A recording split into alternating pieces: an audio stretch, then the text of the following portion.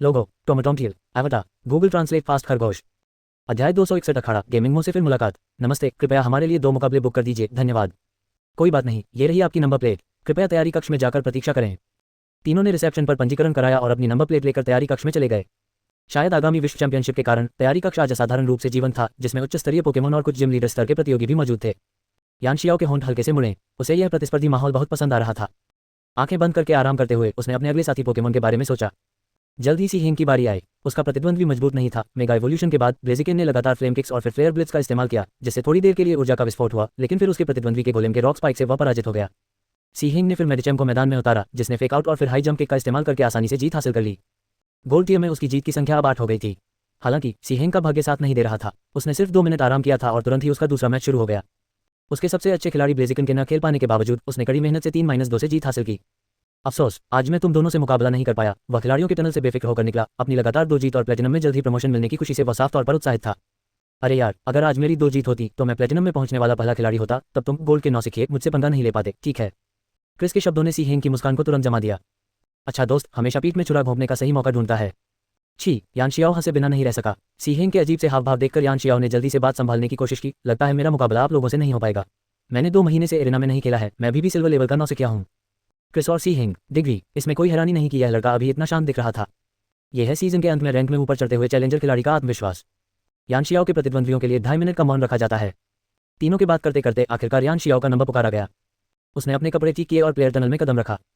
वाह, जैसे ही उसने मंच पर अपना आखिरी कदम रखा, यान शियाओ के चारों ओर तालियों की गड़गड़ाहट गूंज उठी। महीनों बाद वह एक बार फिर सुर्खियों में था। पूरा स्टेडियम और लाइव स्ट्रीम तालियों की गड़गड़ाहट से गूंज उठा। अरे बाप रे, टीचर यान, वो वादे के मुताबिक आ गए। बाकी सब छोड़ो, टीचर यान हमेशा समय पर आते हैं। उन्होंने 1 हफ्ते में आने को कहा था और वो आ ही गए। बस करो, मुझे बोलने दो, मेरी जवानी लौट आए। मजेदार बात, टीचर यान अभी भी सिल्वर रैंक के खिलाड़ी हैं। उद्धरण चिन्ह डॉट डॉट डॉट उद्धरण चिन्ह। लगता है इस दिग्गज खिलाड़ी को परिचय की जरूरत नहीं है। जी हाँ, ये कोई और नहीं बल्कि डॉक्टर यान शियाओ, टीचर यान है, जो अपनी पत्नी के साथ छुट्टी से लौटने के बाद इंटरनेट पर छाए हुए हैं। और दूसरी तरफ है गेमिंग मो सैंडस्टॉर्म टीम के उभरते सितारे, जिन्होंने हाल ही में होएंग क्षेत्र में प्रसिद्धि हासिल की है। कमेंटेटर की बातों से यान शियाओ चौंक गए और दूसरी तरफ टकटकी लगाकर देखने लगे। उन्होंने देखा कि एक युवक उन्हें उत्सुकता से देख रहा है। यह कोई और नहीं बल्कि गेमिंग मो ही थे, जिन्होंने एक बार युगल मैच के दौरान यान शियाओ के शिष्य बनने की इच्छा जताई थी। उसका सपना था कि उसके प्यारे रेतीले दरियाई घोड़े पूरी दुनिया में मशहूर हो जाएं, इसलिए यान शियाओ ने गेमिंग मो को एक नोट दिया जिसमें उसे 3 महीने के भीतर एक पूरी सैंडस्टॉर्म टीम तैयार करके वापस उसके पास आने को कहा गया था। अचानक उनकी मुलाकात यहीं हो गई। पहले की तुलना में गेमिंग मो दुबला पतला दिख रहा था। उसकी आंखों में दृढ़ निश्चय झलक रहा था। उसका पतला शरीर मजबूत हो गया था और उसकी त्वचा भी साफ तौर पर टैन हो गई थी, जिससे साफ पता चलता था कि उसने पिछले 2 महीने धूप और हवा में कड़ी मेहनत से प्रशिक्षण लिया था। यान शियाओ ने सहजता से मुस्कुराते हुए कहा, बहुत दिनों बाद मिले गेमिंग मो। गेमिंग मो, गुरुजी, मैंने आपके बताए सभी 6 पोकेमोन इकट्ठा कर लिए हैं और उनके साथ मैंने सिल्वर टीयर में 8 जीत हासिल की है। धन्यवाद।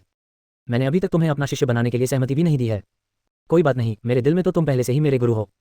हाँ, ठीक है, तो मुझे तुम्हारी वर्तमान ताकत दिखाओ। जी गुरुजी। रेफरी ने अपना झंडा लहराया। दोनों टीमें कृपया अपने सभी 6 पोकेमोन दिखाएं। यान शियाओ और गेमिंग मो ने एक साथ अपने पोकेमोन खो दिए और उनकी टीम सामने आई।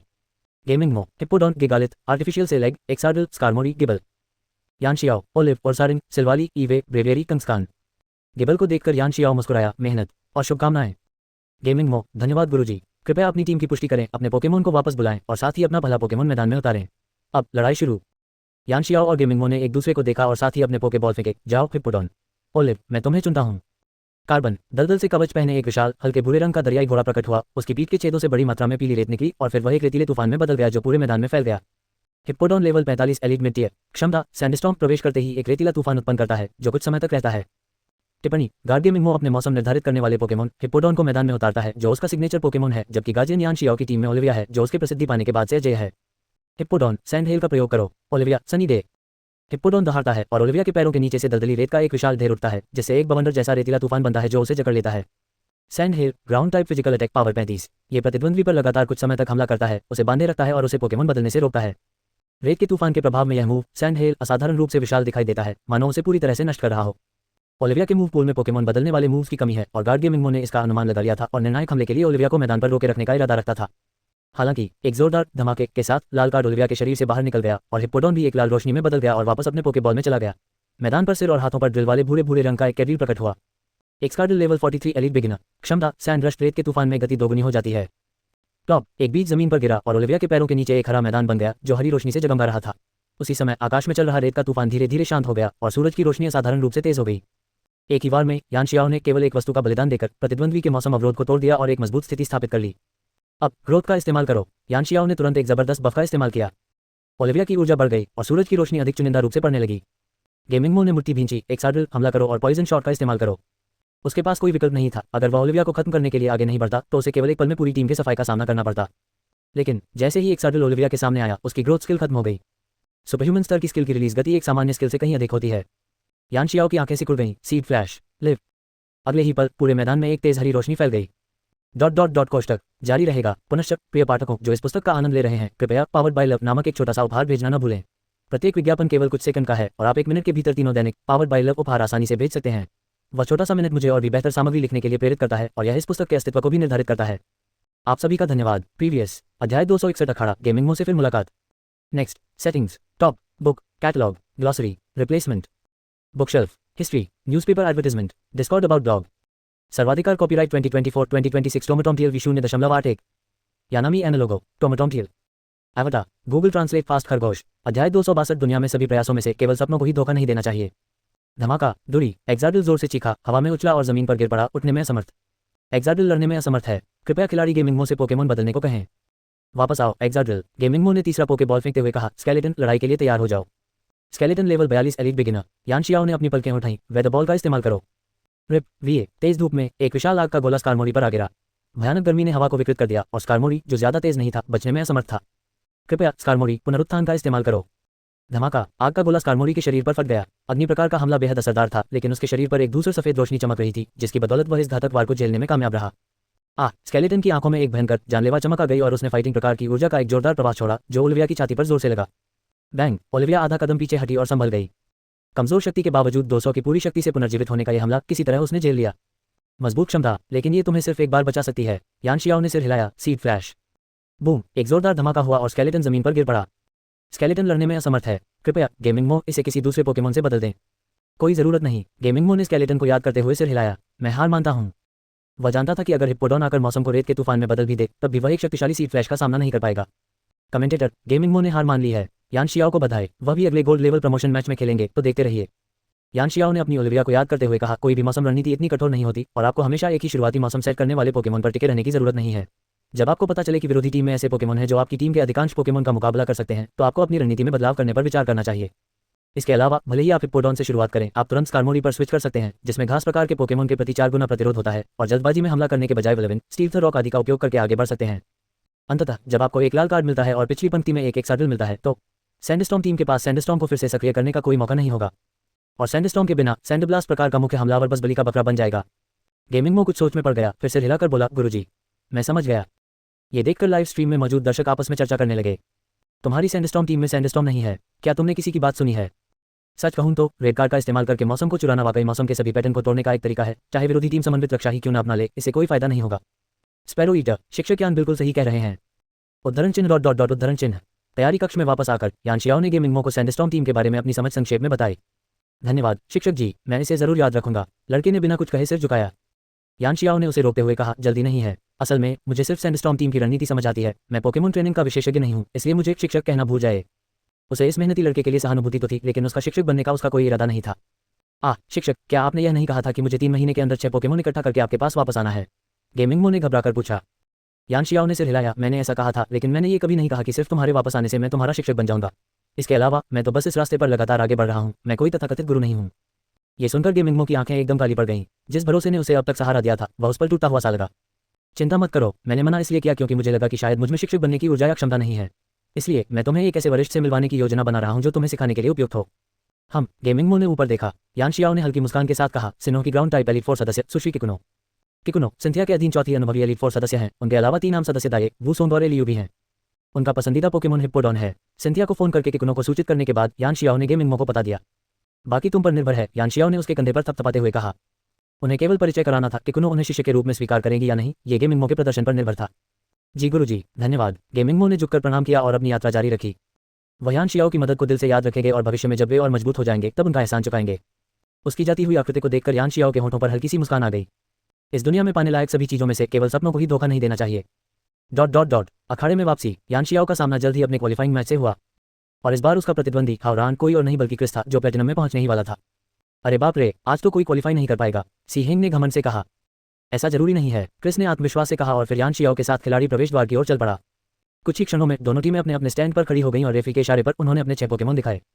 क्रिस, कॉफिन, रेवेनक्लॉ, सेप्टाइल, मेगामार्ट, गोलेम और old man of the house. Yan Xiao, सिल्फुले, ईवे, पिजियोट, कम्सकान, ब्लिसी और ब्रेवेरी। रेफरी, कृपया अपने पोकेमॉन को वापस बुला लें और साथ ही अपना पहला पोकेमॉन मैदान में उतारें। लड़ाई शुरू। यान शियाओ और क्रिस ने एक दूसरे को देखा और साथ ही अपने पहले पोके बॉल फेंके। जाओ कॉफिन। पिजियोट, मैं तुम्हें चुनता हूँ। कॉफिन, जहरीली गैस के चिन्ह वाले 2 कॉफिन मैदान में प्रकट हुए और तुरंत ही हवा में एक हल्की सी दुर्गंध फैल गई। कॉफिन लेवल 53 जिम लीडर, क्या इसकी क्षमता केमिकल चेंज गैस है? यान शियाओ ने धीरे से कहा। रासायनिक परिवर्तन गैस प्रवेश करते ही एक विशेष गैस छोड़ती है जिससे मैदान पर मौजूद सभी पोकेमॉन की क्षमताएं निष्क्रिय हो जाती हैं। कुछ विशेष क्षमताएं निष्क्रिय हो जाती हैं। इससे पिजियोट की लाइटवेट क्षमता सक्रिय नहीं हो पाती।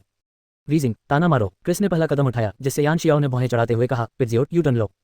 पिजियोट, अपने शानदार चांदी दूसरे पंखों को हवा में लहराते हुए पिजियोट प्रकाश की एक लकीर में बदल गया और सीधे वीजिंग की ओर दौड़ पड़ा।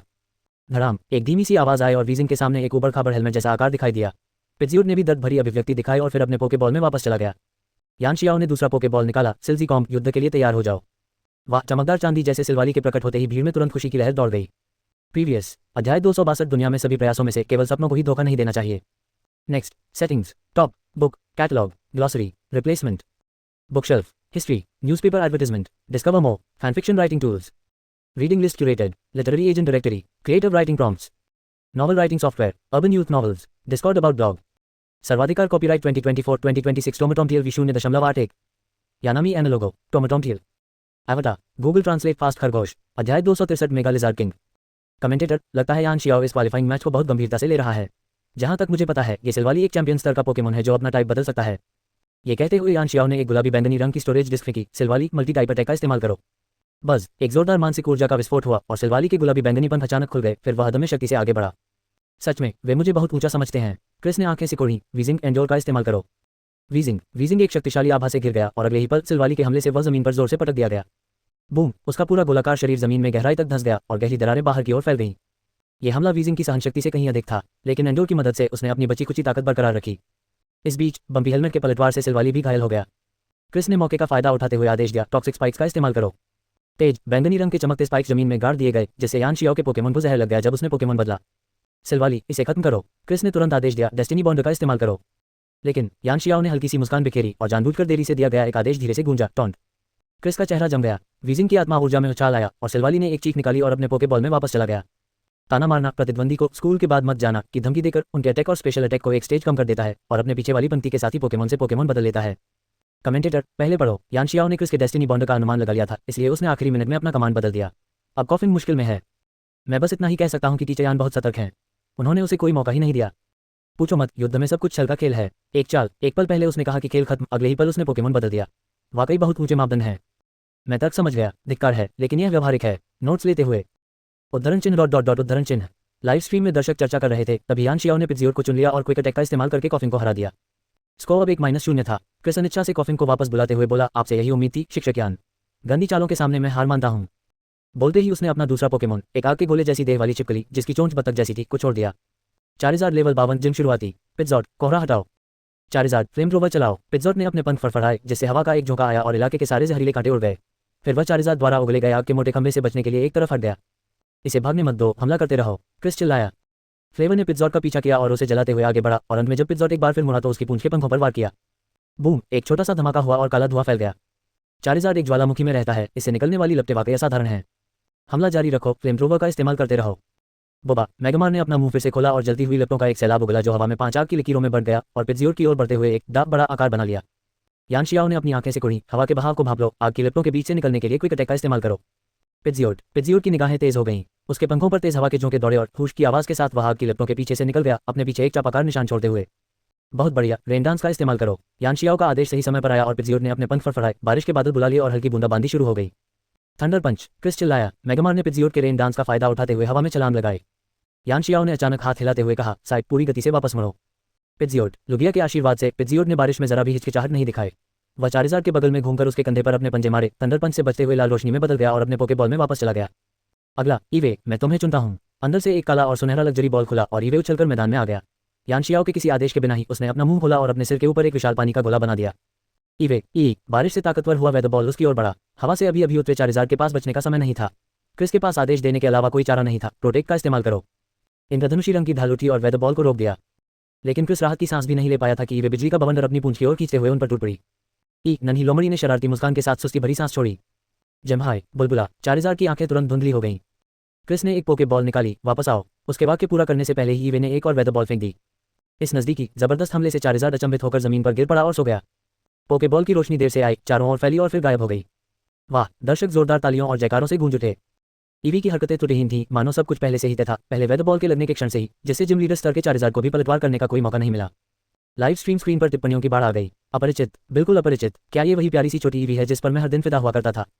मुझे समझ नहीं आ रहा, क्या ईवी विकसित होने से पहले ही इतनी शक्तिशाली हो सकती है? क्या आप लोगों ने ध्यान दिया? शिक्षक यान ने कोई आदेश भी नहीं दिया। क्या ईवी अपने आप लड़ रही है? उद्धरण चिन्ह डॉट डॉट डॉट उद्धरण चिन्ह। क्रिस ने उस जोशीली ईवी को ध्यान से देखा और अचानक हंस पड़ा। मुझे उम्मीद नहीं थी कि शिक्षक यान कुछ ही महीनों में इतना बदल जाएंगे। यान शियाओ ने ज्यादा कुछ नहीं कहा, बस मुस्कुरा दिया। तो फिर ये, मैं तुम्हारे असली कौशल देखना चाहता हूँ। उसने पोके बॉल को हवा में उछाला। सैप्टाइल, चलो मौत तक लड़ते हैं। नागीसा, गहरे हरे रंग का सैप्टाइल मैदान में प्रकट हुआ। उसकी तीखी आंखें मानो हवा को भेदकर अपने प्रतिद्वंदी के दिल तक पहुंच सकती थीं। सैप्टाइल लेवल 57 एडवांस जिम लीडर। शिक्षक यान को हमारे बीच का बंधन देखने दीजिए, छिपकली राजा। क्रिस ने अपना बायां हाथ आगे बढ़ाया, उसकी घड़ी में जड़ा की स्टोन चमक रहा था। Mega evolution. नागिसा, छिपकली राजा के शरीर पर इंद्रधनुषी प्रकाश फैल गया और पल भर में जीवन स्तर से परे एक विकास पूरा हो गया।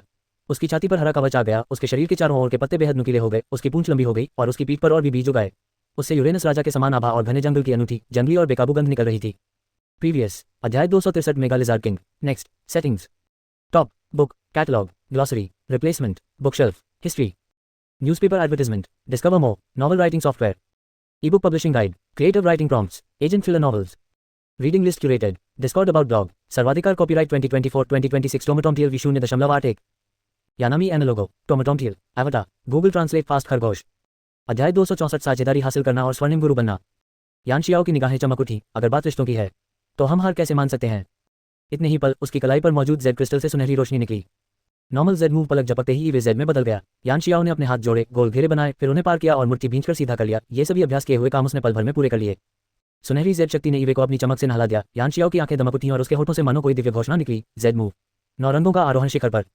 ईवे एक, ये पुकार पूरे अखाड़े में गूंज उठी और दूर दूर तक फैल गई। 8 अलग अलग विकसित रूप आगे बढ़े और 8 रंगों के प्रकाश के गोलों में बदल गए जो ईवे के शरीर में समा गए। 10 प्रकाश की किरणें एक के बाद एक चमक उठी। नैरेटर, यह अविश्वसनीय है। यह मेगा इवोल्यूशन और जेड मूव्स के बीच की लड़ाई है। ईवी और सेप्टाइल, कौन जीतेगा? वूश, अखाड़े का माहौल चरम पर पहुंच गया। Sceptile, energy ball. नागुई, मेगा सेप्टाइल ने दोनों हाथों से 2 विशाल एनर्जी बॉल पकड़ी और उन्हें तुरंत फेंक दिया। उसकी शक्तिशाली ऊर्जा नियंत्रण क्षमता के कारण उसे ऊर्जा इकट्ठा करने में ज्यादा समय नहीं लगा। बूम, एनर्जी बॉल अंतरिक्ष में तेजी से आगे बढ़ी और ईवी के सामने आकर जोरदार गर्जना के साथ टकराई, जिससे मैदान में घना धुआं फैल गया। लेकिन वूश, ईवी अचानक सेप्टाइल के बगल में प्रकट हुई। उसकी सफेद रोशनी गायब हो गई और उसने अपनी पूंछ हिलाई, जिससे एक विशाल नारंगी पीला तारा हवा में उड़ गया। एक नॉर्मल टाइप अल्टीमेट मूव, एक खजाना। सेप्टाइल की पुतलियां सिकुड़ गईं और उसने सहज रूप से प्रोटेक्ट का इस्तेमाल किया।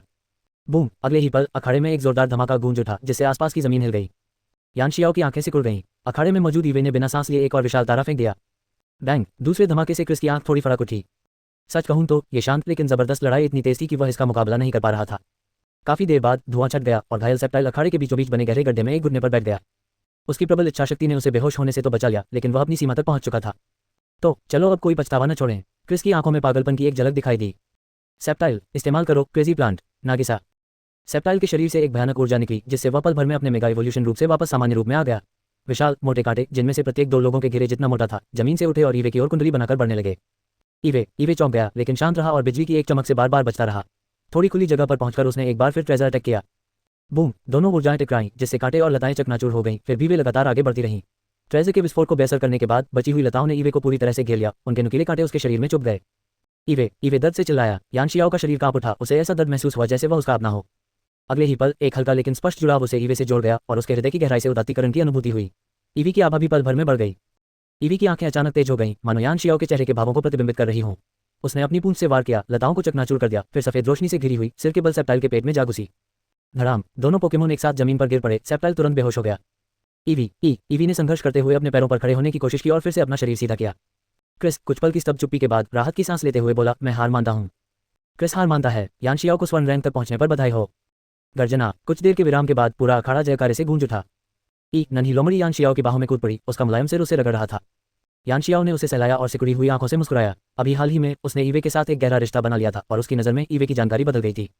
E-way level 49 elite high partner form. क्षमता, अनुकूलनशीलता, विभिन्न प्रकार की ऊर्जा के लिए अत्यधिक अनुकूलनीय। गैर स्टैब चालों को सीखने की गति बढ़ाती है। स्टैब चालों के पावर बोनस को 1.5 गुना से 2 गुना तक बढ़ाती है। टैलेंट 600, आधार अधिकतम 435 से अधिक। HP 100, आक्रमण 100, रक्षा 100, विशेष आक्रमण 100, विशेष रक्षा 100, गति 100।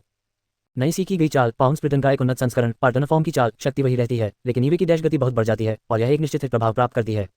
विवरण: ईवे ने अपने प्रशिक्षक के साथ मौन रूप से एक मजबूत रिश्ता बना लिया है। प्रशिक्षण के दौरान ईवे पार्टनर फॉर्म में बदल जाता है, जिससे उसकी प्रतिभा में काफी वृद्धि होती है और वह बंधन की शक्ति से अद्वितीय पार्टनर मूव्स का उपयोग कर पाता है। पार्टनर ईवे यान शियाओ का दिल जोर से धड़कने लगा। जब उसने बैंग बैंग ब्रेक मूव देखा तो उसे पता चल गया कि वह और ईवे धोखे के रास्ते पर और आगे बढ़ते जा रहे हैं। वाह ईवे, यान शियाओ मुस्कुराया और उसे एक रेयर कैंडी दी। सिस्टम नोटिफिकेशन देर से आया। डिंग, हिडन क्वेस्ट पूरा हुआ। ईवे पार्टनर फॉर्म में विकसित हो गया है। टैलेंट वैल्यू बढ़कर 600 हो गई है। एक्सक्लूसिव क्रिस्टल ईवे जेड प्राप्त हुआ। डिंग, एक रेयर कैंडी का सेवन किया। ईवे का लेवल बढ़कर 50 हो गया। नए मूव सीखे। Shadow ball charm. Ding, arena level gold हो गया है। मेन क्वेस्ट गोल्ड मास्टर पूरा हुआ। एक हेल्थ आइटम चुनने के 3 मौके मिले। एक नया मुख्य मिशन प्लेटिनम मास्टर जारी किया गया है। कृपया मिशन पैनल देखें। कोई आइटम चुनने की जल्दी किए बिना यान शियाओ ईवे और क्रिस को वापस प्रतीक्षा कक्ष में ले गया। यान शियाओ उन दोनों को अपने घर आमंत्रित करना चाहता था, लेकिन क्रिस और सी हिंग दोनों ने अपनी यात्रा जारी रखने पर जोर दिया।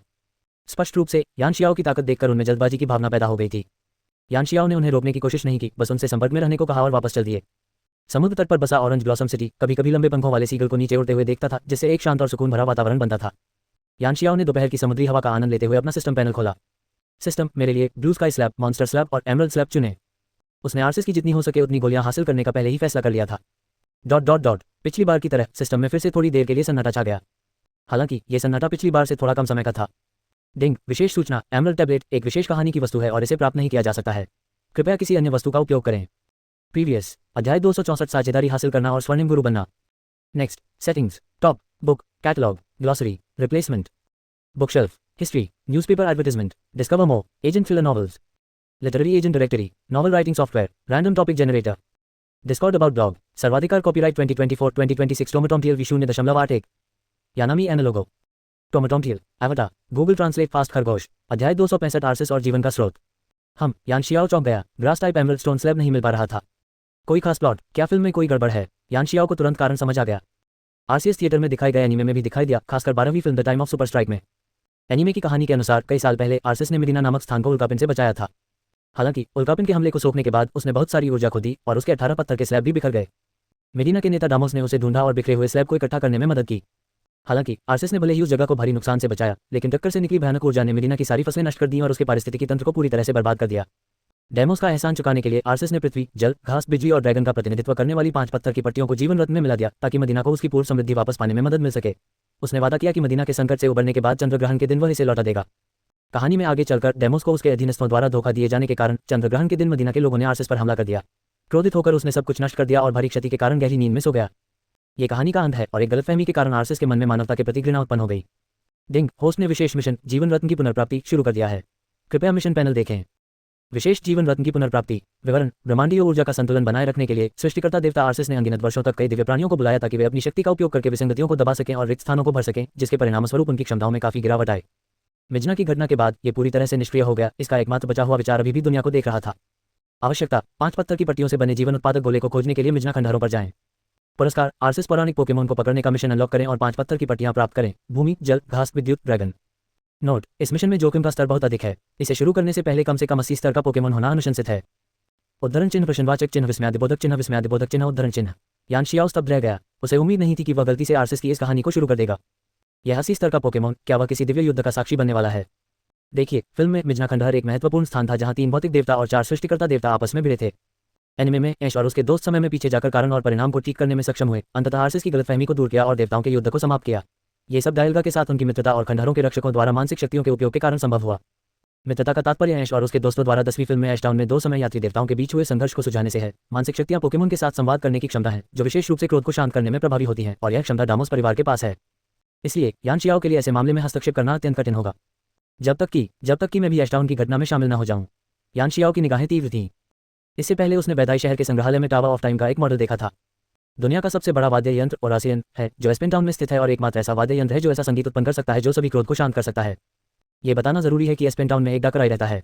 फिल्म में इसने अकेले ही 2 टाइम गॉड से लड़ाई लड़ी और शहर की रक्षा के लिए लगभग खुद को बलिदान कर दिया। मुझे आश्चर्य है कि क्या ये डाकराई डाकरोप से संबंधित है। यान शियाओ ने कुछ उलझन में बुदबुदाया। तार्किक रूप से दिव्य दर्जा प्राप्त पौराणिक पोकेमोन अद्वितीय होते हैं।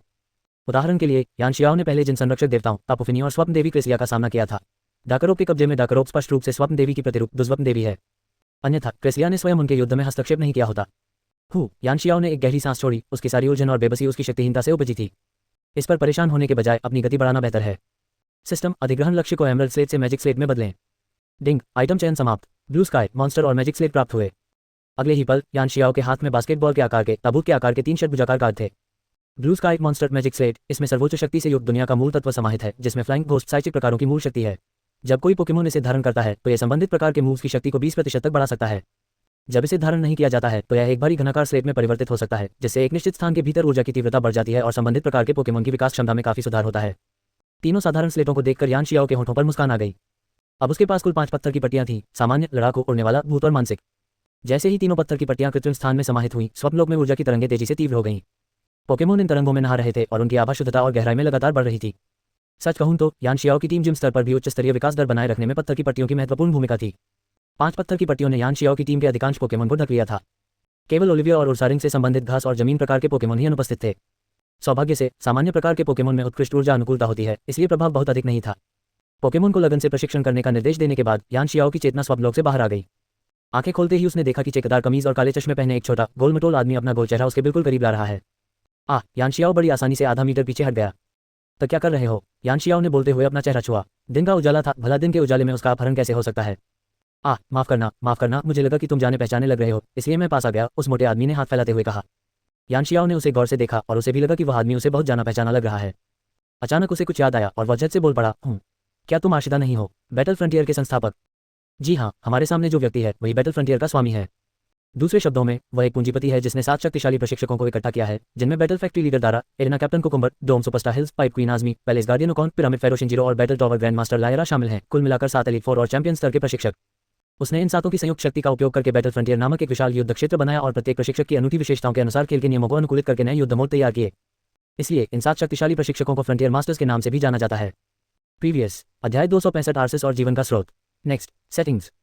Top book, catalogue, glossary, replacement, bookshelf, history, newspaper advertisement, discover more, reading list curated, fanfiction writing tools, novel writing courses, agent filler novels, creative writing prompts, Discord about blog, सर्वाधिकार copyright 2024-2026 टोमेटोम TL V0.81 यानामी एनालोगो, टोमेटोम TL, iota, Google translate fast खरगोश।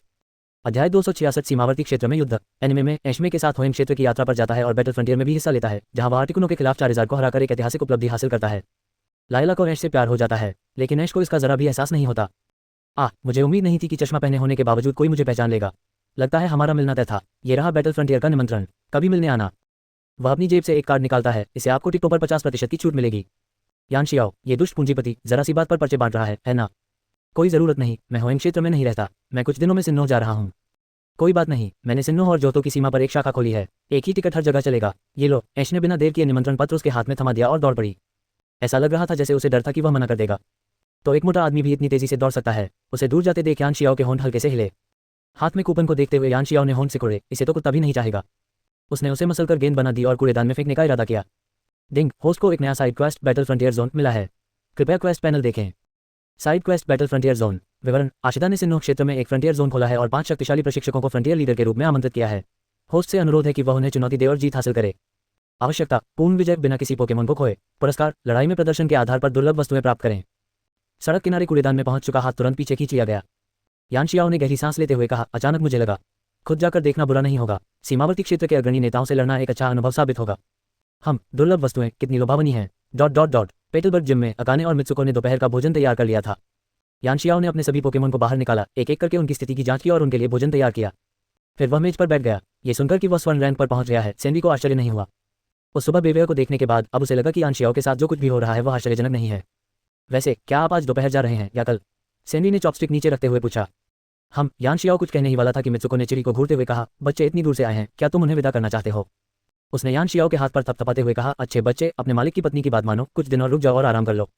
कोई जरूरत नहीं मालिक की पत्नी, मैंने पिछले 2 दिनों में काफी आराम कर लिया है। मैं अभी भी जल्द से जल्द सारे बैज इकट्ठा करके विश्व चैंपियनशिप का टिकट पाना चाहता हूँ। यान शियाओ मुस्कुराते हुए बोला, यात्रा के बाद मैं रोज रात के खाने पर जरूर आऊंगा। चिड़ी ने संतुष्टि से सिर हिलाया। एक अच्छे आदमी की महत्वाकांक्षा दुनिया के हर कोने में होती है। जब भी थक जाओ वापस आ जाना, मैं और तुम्हारे मालिक की पत्नी हमेशा तुम्हारा स्वागत करेंगे। चिंता मत करो चाचा और चाची, मैं यान शियाओ का अच्छे से ख्याल रखूंगी, शियाओ के ने मीठी आवाज में कहा। ठीक है फिर। मित्सुको ने बिना कुछ और कहे सिर हिलाया और कटोरे में खाना परोसती रही। खाना दोपहर 3 बजे तक चला और माहौल थोड़ा नीरस हो गया। यान शियाओ ने कियानली के लिए घर पर बने एनर्जी क्यूब्स की एक टोकरी और कुछ जादुई मिठाइयां छोड़ी और मित्सुको के लिए टोमेटो चेन ज्वेलरी स्टोर से गहनों का एक से भी खरीदा। फिर शियाओ कियान के साथ चला गया। बस विमान से हल्की नीली गैस निकली, वह आसमान में तेजी से उड़ा और देखते ही देखते एक काला बिंदु बन गया। क्यानली और मित्सुको आंगन में खड़े होकर उन दोनों को जाते हुए देख रहे थे। एक के चेहरे पर मुस्कान थी तो दूसरी की आंखों में अनिच्छा। प्रिय, तुम्हें क्या लगता है यान शियाओ का भविष्य कैसा होगा? क्यानली ने उसकी तरफ देखा और सिर हिलाया। तुम्हारा क्या मतलब है? मुझे अब उसका गंतव्य दिखाई नहीं दे रहा। उड़ते हुए वाहन के अंदर यान शियाओ मोटो चिपकली के अंडे पर सार लगा रहा था, जबकि शियाओ की यान प्यारी गुड़िया और टेडी बियर समेत अन्य छोटे जीवों के साथ खेल रही थी। उसने पहले ही अपनी उड़ान का स्थान फ्लावर गार्डन टाउन पर निर्धारित कर लिया था।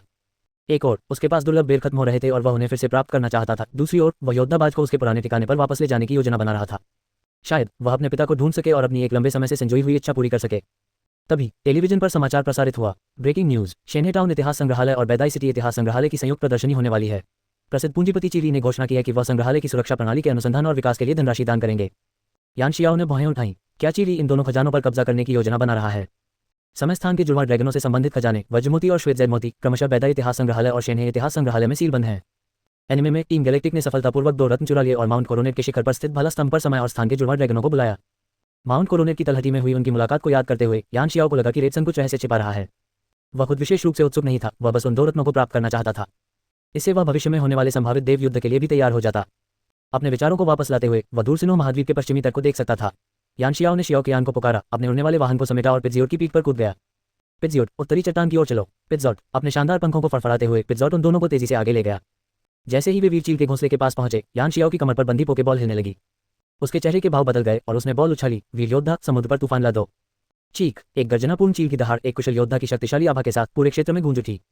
आसपास के जंगल के पक्षी भय से उड़ गए और यहाँ तक कि छोटे छोटे कीड़े मकोड़े और जानवर भी दहशत में इधर उधर भागने लगे। अब हालात अलग थे। यह अब वह नन्हा चील नहीं था जो चट्टान से गिर गया था, बल्कि बादलों में उड़ता हुआ एक योद्धा चील था जिसके पंख आसमान में ऊंचाई पर फड़फड़ा रहे थे। उसके चौड़े पंख लगातार फड़फड़ाते रहे और समुद्र से एक जलस्तंभ तेजी से उठा जो उसकी अपार शक्ति से चकनाचूर हो गया। चीख, दूर की चट्टानों से एक और दिल दहला देने वाली चीख गूंजी। चीख, कुछ ही क्षण बाद एक योद्धा चील जिसके पंख थोड़े बिखरे हुए थे और उसके साथ एक नन्हा चील का बच्चा था, उड़कर बाहर आया। कई महीने बीत चुके थे, फिर भी यान शियाओ ने उसे तुरंत पहचान लिया। यह उसके अपने योद्धा चील का पिता था। योद्धा चील, स्तर 59 उन्नत जिम लीडर। उसकी तेज आंखों को देखकर भले ही वह युवा नहीं था, लेकिन इस अनुभवी चील में अभी भी जबरदस्त युद्ध शक्ति थी। चहचहाहट, अपने पिता को प्रकट होते देख योद्धा चील तुरंत उड़कर उसके पास आ गया। दोनों चील हवा में एक दूसरे को घूर रहे थे, एक उत्सुकता और दृढ़ संकल्प से, दूसरा आश्चर्य और संतुष्टि से। बूढ़े चील ने योद्धा चील के चारों ओर एक चक्कर लगाया, फिर सिर हिलाकर युद्ध की मुद्रा धारण कर ली। योद्धा चील की आंखें चमक उठीं और उसके चारों ओर की हवा में हलचल मच गई। पीछे मुड़कर लड़का चील की पीठ पर बैठकर उसे देख रहा था। आखिरकार आ ही गया, चलो बहादुर चील। चीख, चील की चीख आकाश में गूंज उठी और लड़के ने आदेश दिया, जाओ बहादुर पक्षी, हमला करो। प्रीवियस अध्याय 266 सीमावर्ती क्षेत्र में युद्ध। Next. Settings, top, book, catalogue, glossary, replacement, bookshelf, history, newspaper advertisement, discover more, literary agent directory, novel writing software, fan fiction writing tools, reading list curated, random topic generator, Discord about blog, सर्वाधिकार copyright 2024-2026 टोमेटोमटियल V0.8, यानामी एनालोगो, टोमेटोमटियल, एवटा, Google translate fast खरगोश। अध्याय 267 अंतर्राष्ट्रीय police, handsome लड़का, whoosh. तेज हवा के बीच नीली लिप्टों ने पल भर में योद्धा चील को घेर लिया और वह अदम्य शक्ति के साथ बूढ़े चील की ओर दौड़ पड़ा। चीख, इस निरंतर हमले ने बूढ़े चील के लड़ने के जज्बे को और भी बढ़ा दिया। उसकी आंखें सिकुड़ गईं और बिना किसी हिचकिचाहट के उसने अपना बहादुर चील वाला हमला कर दिया। किनारे पर खड़ा नन्हा चील हवा के झोंकों से पल भर में कई मीटर दूर जा गिरा। दोनों चील नीले रंग के 2 टूटते तारों में बदल गए और आमने सामने टकरा गए। बूम, विस्फोट की गूंज हवा में गूंजी और पल भर में समुद्र में एक अर्धगोलाकार गड्ढा बन गया जो फिर उग्र लहरों के रूप में बाहर की ओर फैल गया। चीख, दोनों चील धुएं से बाहर निकले। उनके घायल शरीर ने उनकी आंखों की तीक्ष्णता को और भी बढ़ा दिया था। एक बार फिर चक्कर लगाने के बाद वे एक बार फिर नीली लिप्टों में घिर गए और एक भयंकर ब्रेव बर्ड हमला किया। बचने का कोई रास्ता नहीं था, बस सीधा टकराव, बस सबसे आदिम शारीरिक संघर्ष। बूम, विस्फोटक बल ने पित्जियोट को भी थोड़ा पीछे हटने पर मजबूर कर दिया। यान शियाओ की निगाहें अखाड़े पर टिकी थीं। धुआं धीरे धीरे छट गया जिससे 2 आकृतियां आमने सामने दिखाई दी। दोनों अपने पंख फड़फड़ा रही थीं और जोर जोर से हाँफ रही थीं।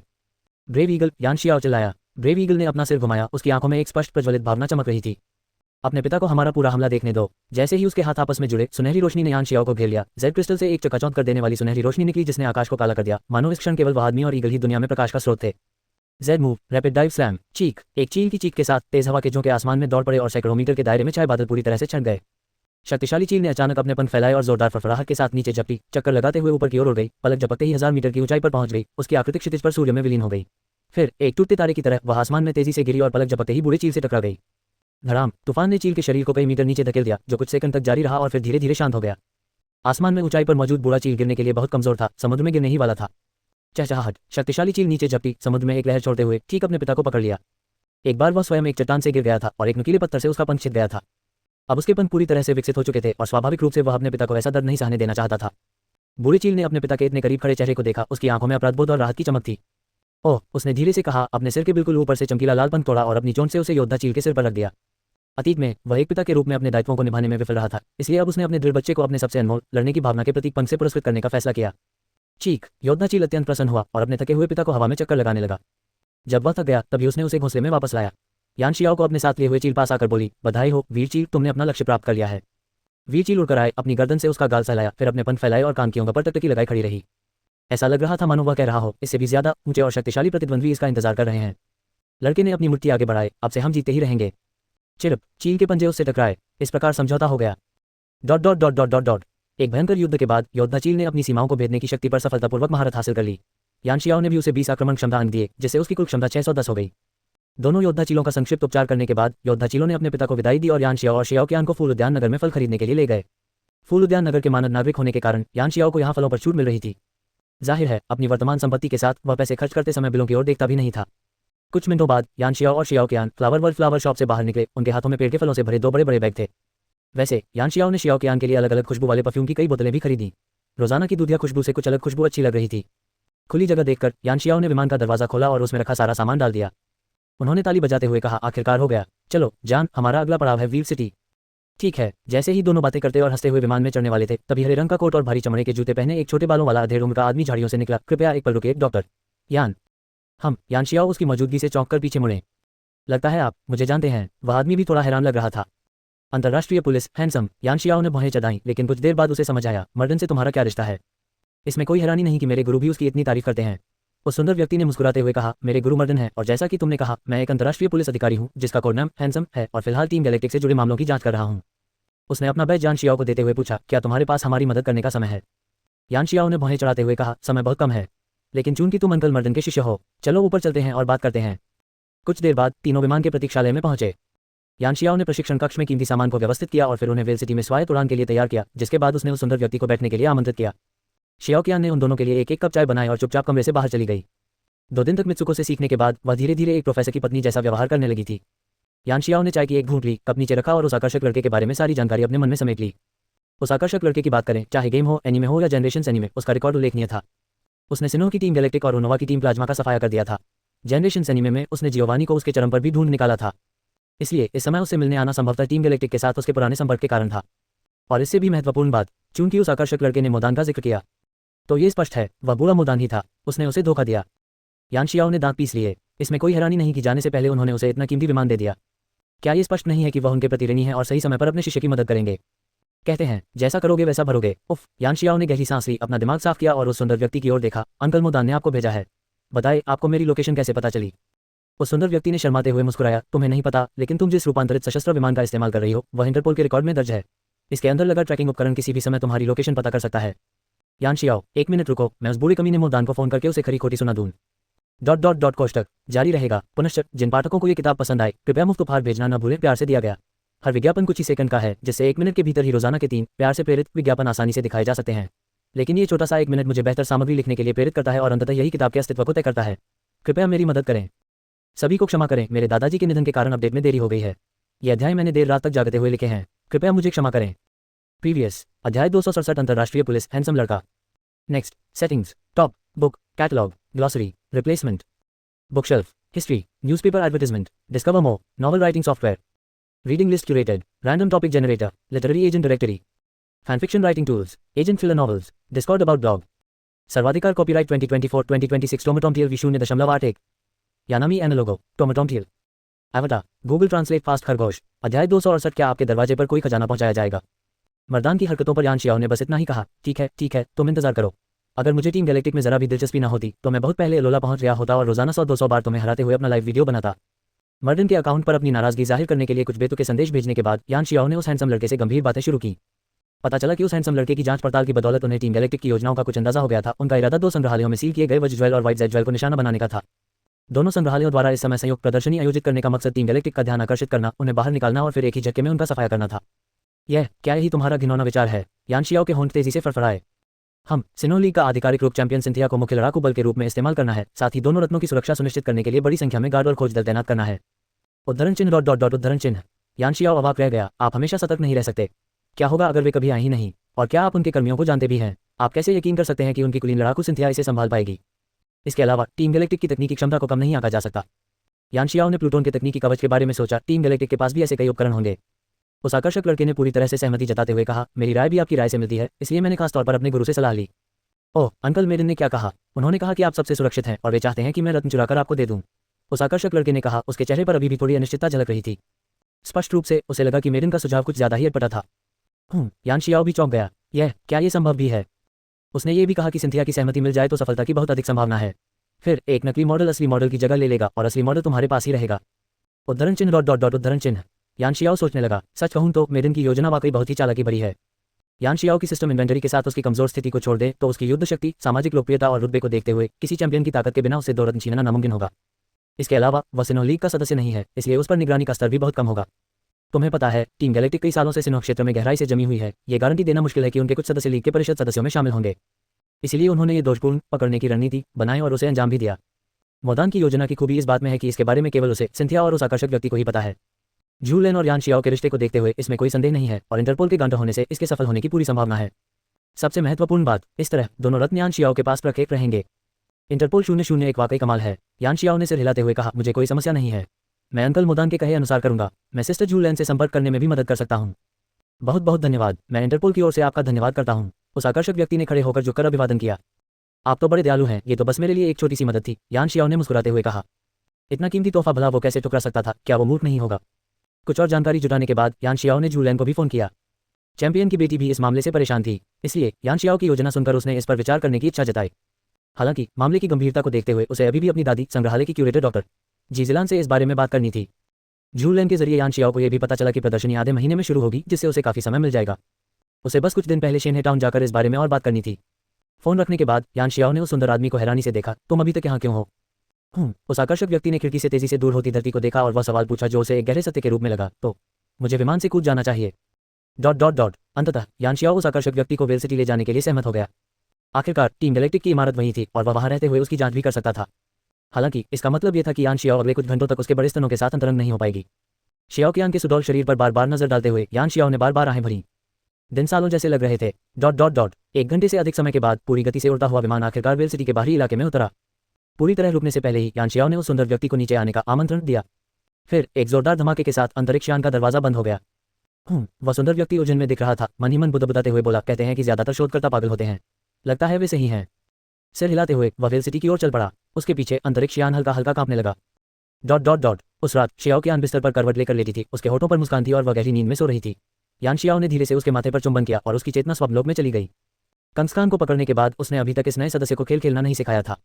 हालांकि कंसकान के पास पहले से ही हाथ थे और अपनी बेटी की मदद से उसे खेल में स्पष्ट रूप से कुछ फायदे थे। अब अपने अन्य साथियों के मार्गदर्शन में वह बुनियादी कार्यों के लिए कीबोर्ड और माउस का उपयोग कर सकता था।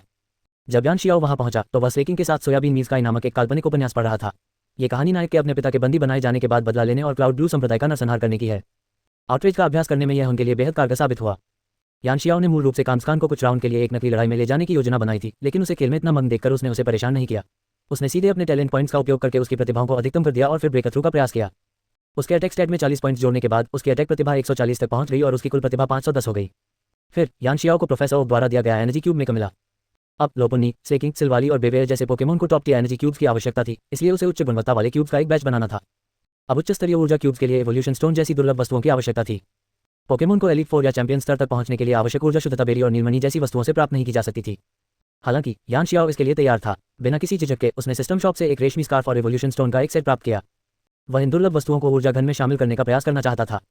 प्रीवियस अध्याय 268 क्या आपके दरवाजे पर कोई खजाना पहुंचाया जाएगा?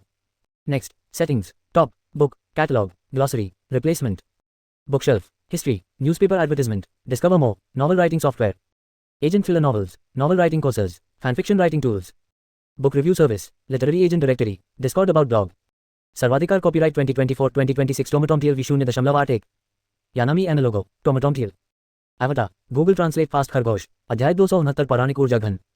यान शियाओ ने एक पंक्ति में 10 विकास पत्थर रखे। उसने मूनस्टोन, सनस्टोन और लाइटस्टोन की अपेक्षाकृत हल्की ऊर्जा, साथ ही कुछ अवेकनिंग स्टोन पाउडर का उपयोग करके उनकी युद्ध क्षमता और इच्छाशक्ति को बढ़ाने की योजना बनाई। ओलिवा और जोरोप में ग्रासस्टोन और डार्कस्टोन भी मिलाए जा सकते थे। इसके अलावा संबंधित गुणों वाली ऊर्जा बढ़ाने वाली वस्तुओं से पीसे गए पाउडर के साथ ऊर्जा की शुद्धता पर्याप्त से अधिक होनी चाहिए। ठीक है, शायद मैं स्वाद बढ़ाने के लिए कुछ गोल्डन नेक्टर मिला सकता हूँ, यान शियाओ ने सोचा। फिर ऊर्जा घन बनाना शुरू किया। चूंकि उसका घन सामान्य ऊर्जा घन से काफी अलग था, इसलिए उसे सही अनुपात खोजने के लिए बार बार प्रयोग करना पड़ा और जामुन के स्वाद, गुणों और अनुकूलता के आधार पर अन्य सामग्रियों को मिलाना पड़ा। ये प्रक्रिया उसके पिछले किसी भी घन बनाने के प्रयास से कहीं अधिक कठिन थी। बार बार सामग्री मिलाते हुए, असफल होते हुए और जलकर राख हो जाने पर बार बार कोशिश करते हुए, दिमाग खपाते हुए 3.5 घंटे बीत गए और वह एक बार भी सफल नहीं हुआ। उसे बस ऊर्जा घन के कुछ अवशेष मिले जिनका प्रभाव पहले बनाए गए साधारण घनों से भी कम था। क्या ऐसा हो सकता है कि मेरा विचार ही गलत है? लेकिन जब मैं इसे बना रहा था तो ऊर्जा प्रतिक्रिया स्पष्ट रूप से एक उच्च स्तरीय ऊर्जा घन के मानकों तक पहुंच रही थी, बल्कि उनसे कहीं अधिक थी। यान शियाओ पूरी तरह से हैरान था। वह केवल सबसे सरल विधि का उपयोग कर सकता था, एक अनुपात के साथ प्रयोग करना, उसे रिकॉर्ड करना और फिर अगले संभावित अनुपात पर आगे बढ़ना। लेकिन यह विधि भूसे के ढेर में सुई खोजने जैसी थी, बेहद अप्रभावी। चलो फिर से कोशिश करते हैं। यान शियाओ ने अपनी दर्द करती कनपटी को रगड़ा और सामग्री को फिर से शिल्प मशीन में डाल दिया। इन कुछ घंटों में ही उसने करोड़ों डॉलर खर्च कर दिए थे, लेकिन कोई नतीजा नहीं निकला। उसने एक गहरी सांस छोड़ी और मशीन में प्रतिक्रिया कर रहे पदार्थों को ध्यान से देखने लगा। शुद्ध ऊर्जा अंदर धुंध की तरह घूम रही थी, फिर भी यान शियाओ की इंद्रियों पर इसका कोई असर नहीं हुआ। ऊर्जा घन बनाने के वर्षों के अनुभव से उसकी दृष्टि असाधारण हो गई थी और उस पर उसका पूरा नियंत्रण था। उसने बटन दबाए और जॉयस्टिक को तेजी से घुमाया। उसकी आंखें धीरे धीरे बन रहे घन पर टिकी हुई थीं। उसकी हरकतें और भी सहज होती गईं, जिससे परछाई बनने लगी। लेकिन चाहे वह कितनी भी लगन से हिलाए, मशीन के अंदर के पदार्थ पूरी तरह से आपस में नहीं मिल रहे थे, मानो उनमें किसी बंधनकारी तत्व की कमी हो। यान शियाओ ये सब देख रहा था और उसके मन में चिंता बढ़ती जा रही थी। लेकिन चूंकि प्रयोग शुरू हो चुका था, इसलिए उसका हार मानने का कोई इरादा नहीं था। उसने अपनी गति और बढ़ा दी। उसके माथे पर पसीने की बूंदें आ गईं और वे उसकी बाहों, नाक और गालों से नीचे बहने लगीं। किट तभी भालू के वेश में एक पात्र प्रशिक्षण समाप्त करके सिमुलेशन कक्ष से बाहर निकला। खाना बनाते समय पसीने से लथपथ यान शियाओ को देखकर वह उत्सुकता से उसके पास पहुंचा। उसकी चमकीली दमकती आंखों ने उसके चिंतित और थके हुए चेहरे को देखा, फिर मशीन में चल रहे पदार्थ पर ध्यान से नजर डाली और अपना सिर थोड़ा झुकाया। किट वह नीचे झुका और जमीन से एक अप्रयुक्त जल पत्थर उठाकर बिना कुछ कहे उसे फेंक दिया। अरे! यान शियाओ के चेहरे पर घबराहट के भाव थे, लेकिन वह खुद को रोक नहीं सका। ठीक उसी क्षण जब उसे लगा कि प्रयोग फिर से विफल होने वाला है, मशीन द्वारा हिलाए जाने पर जल पत्थर एक अत्यंत शुद्ध जलीय विलन में परिवर्तित हो गया, जिसमें सभी पदार्थ पूरी तरह घुल गए और धीरे धीरे कोलाइडल अवस्था में बदल गए। यान शियाओ इतना व्यस्त था कि वह खुशी से झूम नहीं सका। उसने मशीन को तेजी से चलाया। आधे मिनट तक हिलाने के बाद धुंधली ऊर्जा वाष्प से प्रकाश की एक किरण निकली और मशीन का ढक्कन खुल गया। एक बड़ा सफेद भाप का गुबार उठा, साथ ही एक मनमोहक सुगंध भी। मशीन के डिब्बे में एक बड़ा चमकता हुआ सफेद घन शांति से पड़ा था। पौराणिक सामान्य प्रकार का शीर्ष स्तरीय ऊर्जा घन, 60-90 स्तरों के पोकेमोन के लिए उपयुक्त। इसका प्रभाव एक सामान्य ऊर्जा घन से 50 गुना अधिक है। सेवन के बाद पोकेमोन अपने शरीर की ऊर्जा को काफी हद तक शुद्ध कर सकते हैं और थोड़े समय में अपनी शक्ति को पूरी तरह से बहाल कर सकते हैं। सामान्य प्रकार के पोकेमोन सेवन के बाद कुछ समय के लिए ऊर्जा की अनुभूति में उल्लेखनीय वृद्धि का अनुभव करेंगे, जिससे उनकी ऊर्जा संचय में तेजी आएगी। पौराणिक ऊर्जा घन। यान शियाओ की आंखें चौड़ी हो गईं। उन्होंने इस बार इतना शक्तिशाली घन बनाने की उम्मीद नहीं की थी। तो जल पत्थर ने बंधनकारी का काम किया। लगता है कि बेरी का रस इन उच्च शुद्धता वाली सामग्रियों को बोलने के लिए पर्याप्त नहीं है। यान शियाओ ने भालू जैसे प्राणी की ओर ध्यान से देखा। प्राणी की बोली, निर्मल आंखें स्थिर रहीं। वह केवल कभी कभार तैयार पौराणिक घनों के ढेर पर नजर डालता था। खैर, यह शायद एक संयोग था। यान शियाओ ने उसे थाली देते हुए कहा, लो, तुम्हें पसंद आएगा। किटी भालू जैसे प्राणी ने आंखें सिकुड़ी, फिर यान शियाओ को गले लगा लिया। Ouch ouch ouch ouch. अल्पविराम। कुछ देर बाद भालू जैसे दिखने वाले उस जीव ने अपना पिछवाड़ा थपथपाया और चला गया। एक खाली प्लेट, दर्द से भरी कमर और तड़पते यान शियाओ को पीछे छोड़ते हुए, सिर हिलाते हुए यान शियाओ उठा और एनर्जी क्यूब्स बनाना जारी रखा। पिछले अनुभव के कारण अगली रचनाएं कहीं अधिक आसानी से हुईं। अपने 4 घंटे के स्वप्नलोक के अंत में उसने आखिरकार सभी पोकेमोन से मेल खाने वाले एनर्जी क्यूब्स पूरे कर लिए। उसका मन वास्तविकता में लौटा। बोर हो रही थी। मिल्टन कलर की बेशर्मी से यान शियाओ को नीचे दबाए हुए थी। उसके कोमल स्तन लगभग उसका दम घोंट रहे थे।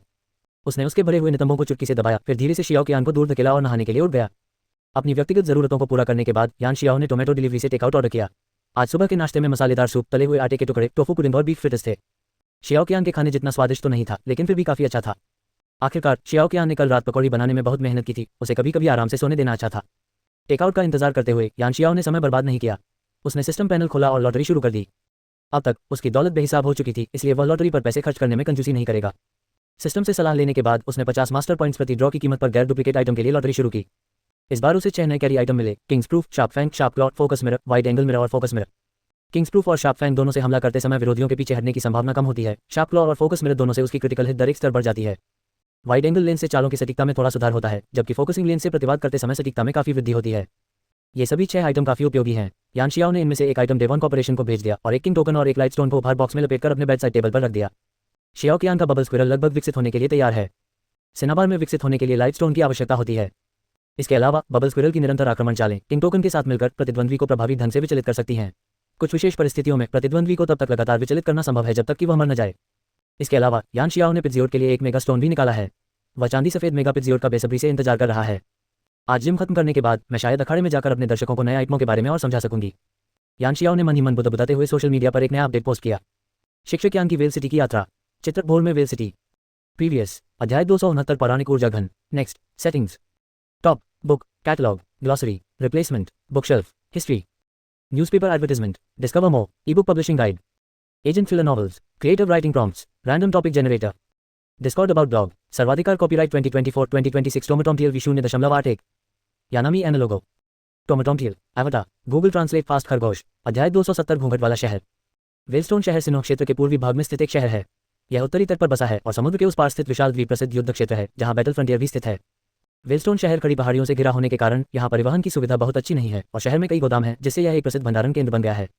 यहाँ बड़ी मात्रा में सामान भंडारित होने के कारण कीमतें अन्य जगहों की तुलना में काफी सस्ती हैं। सिनोह का प्रसिद्ध डिपार्टमेंटल स्टोर वेलस्टोन डिपार्टमेंटल स्टोर भी यहीं स्थित है।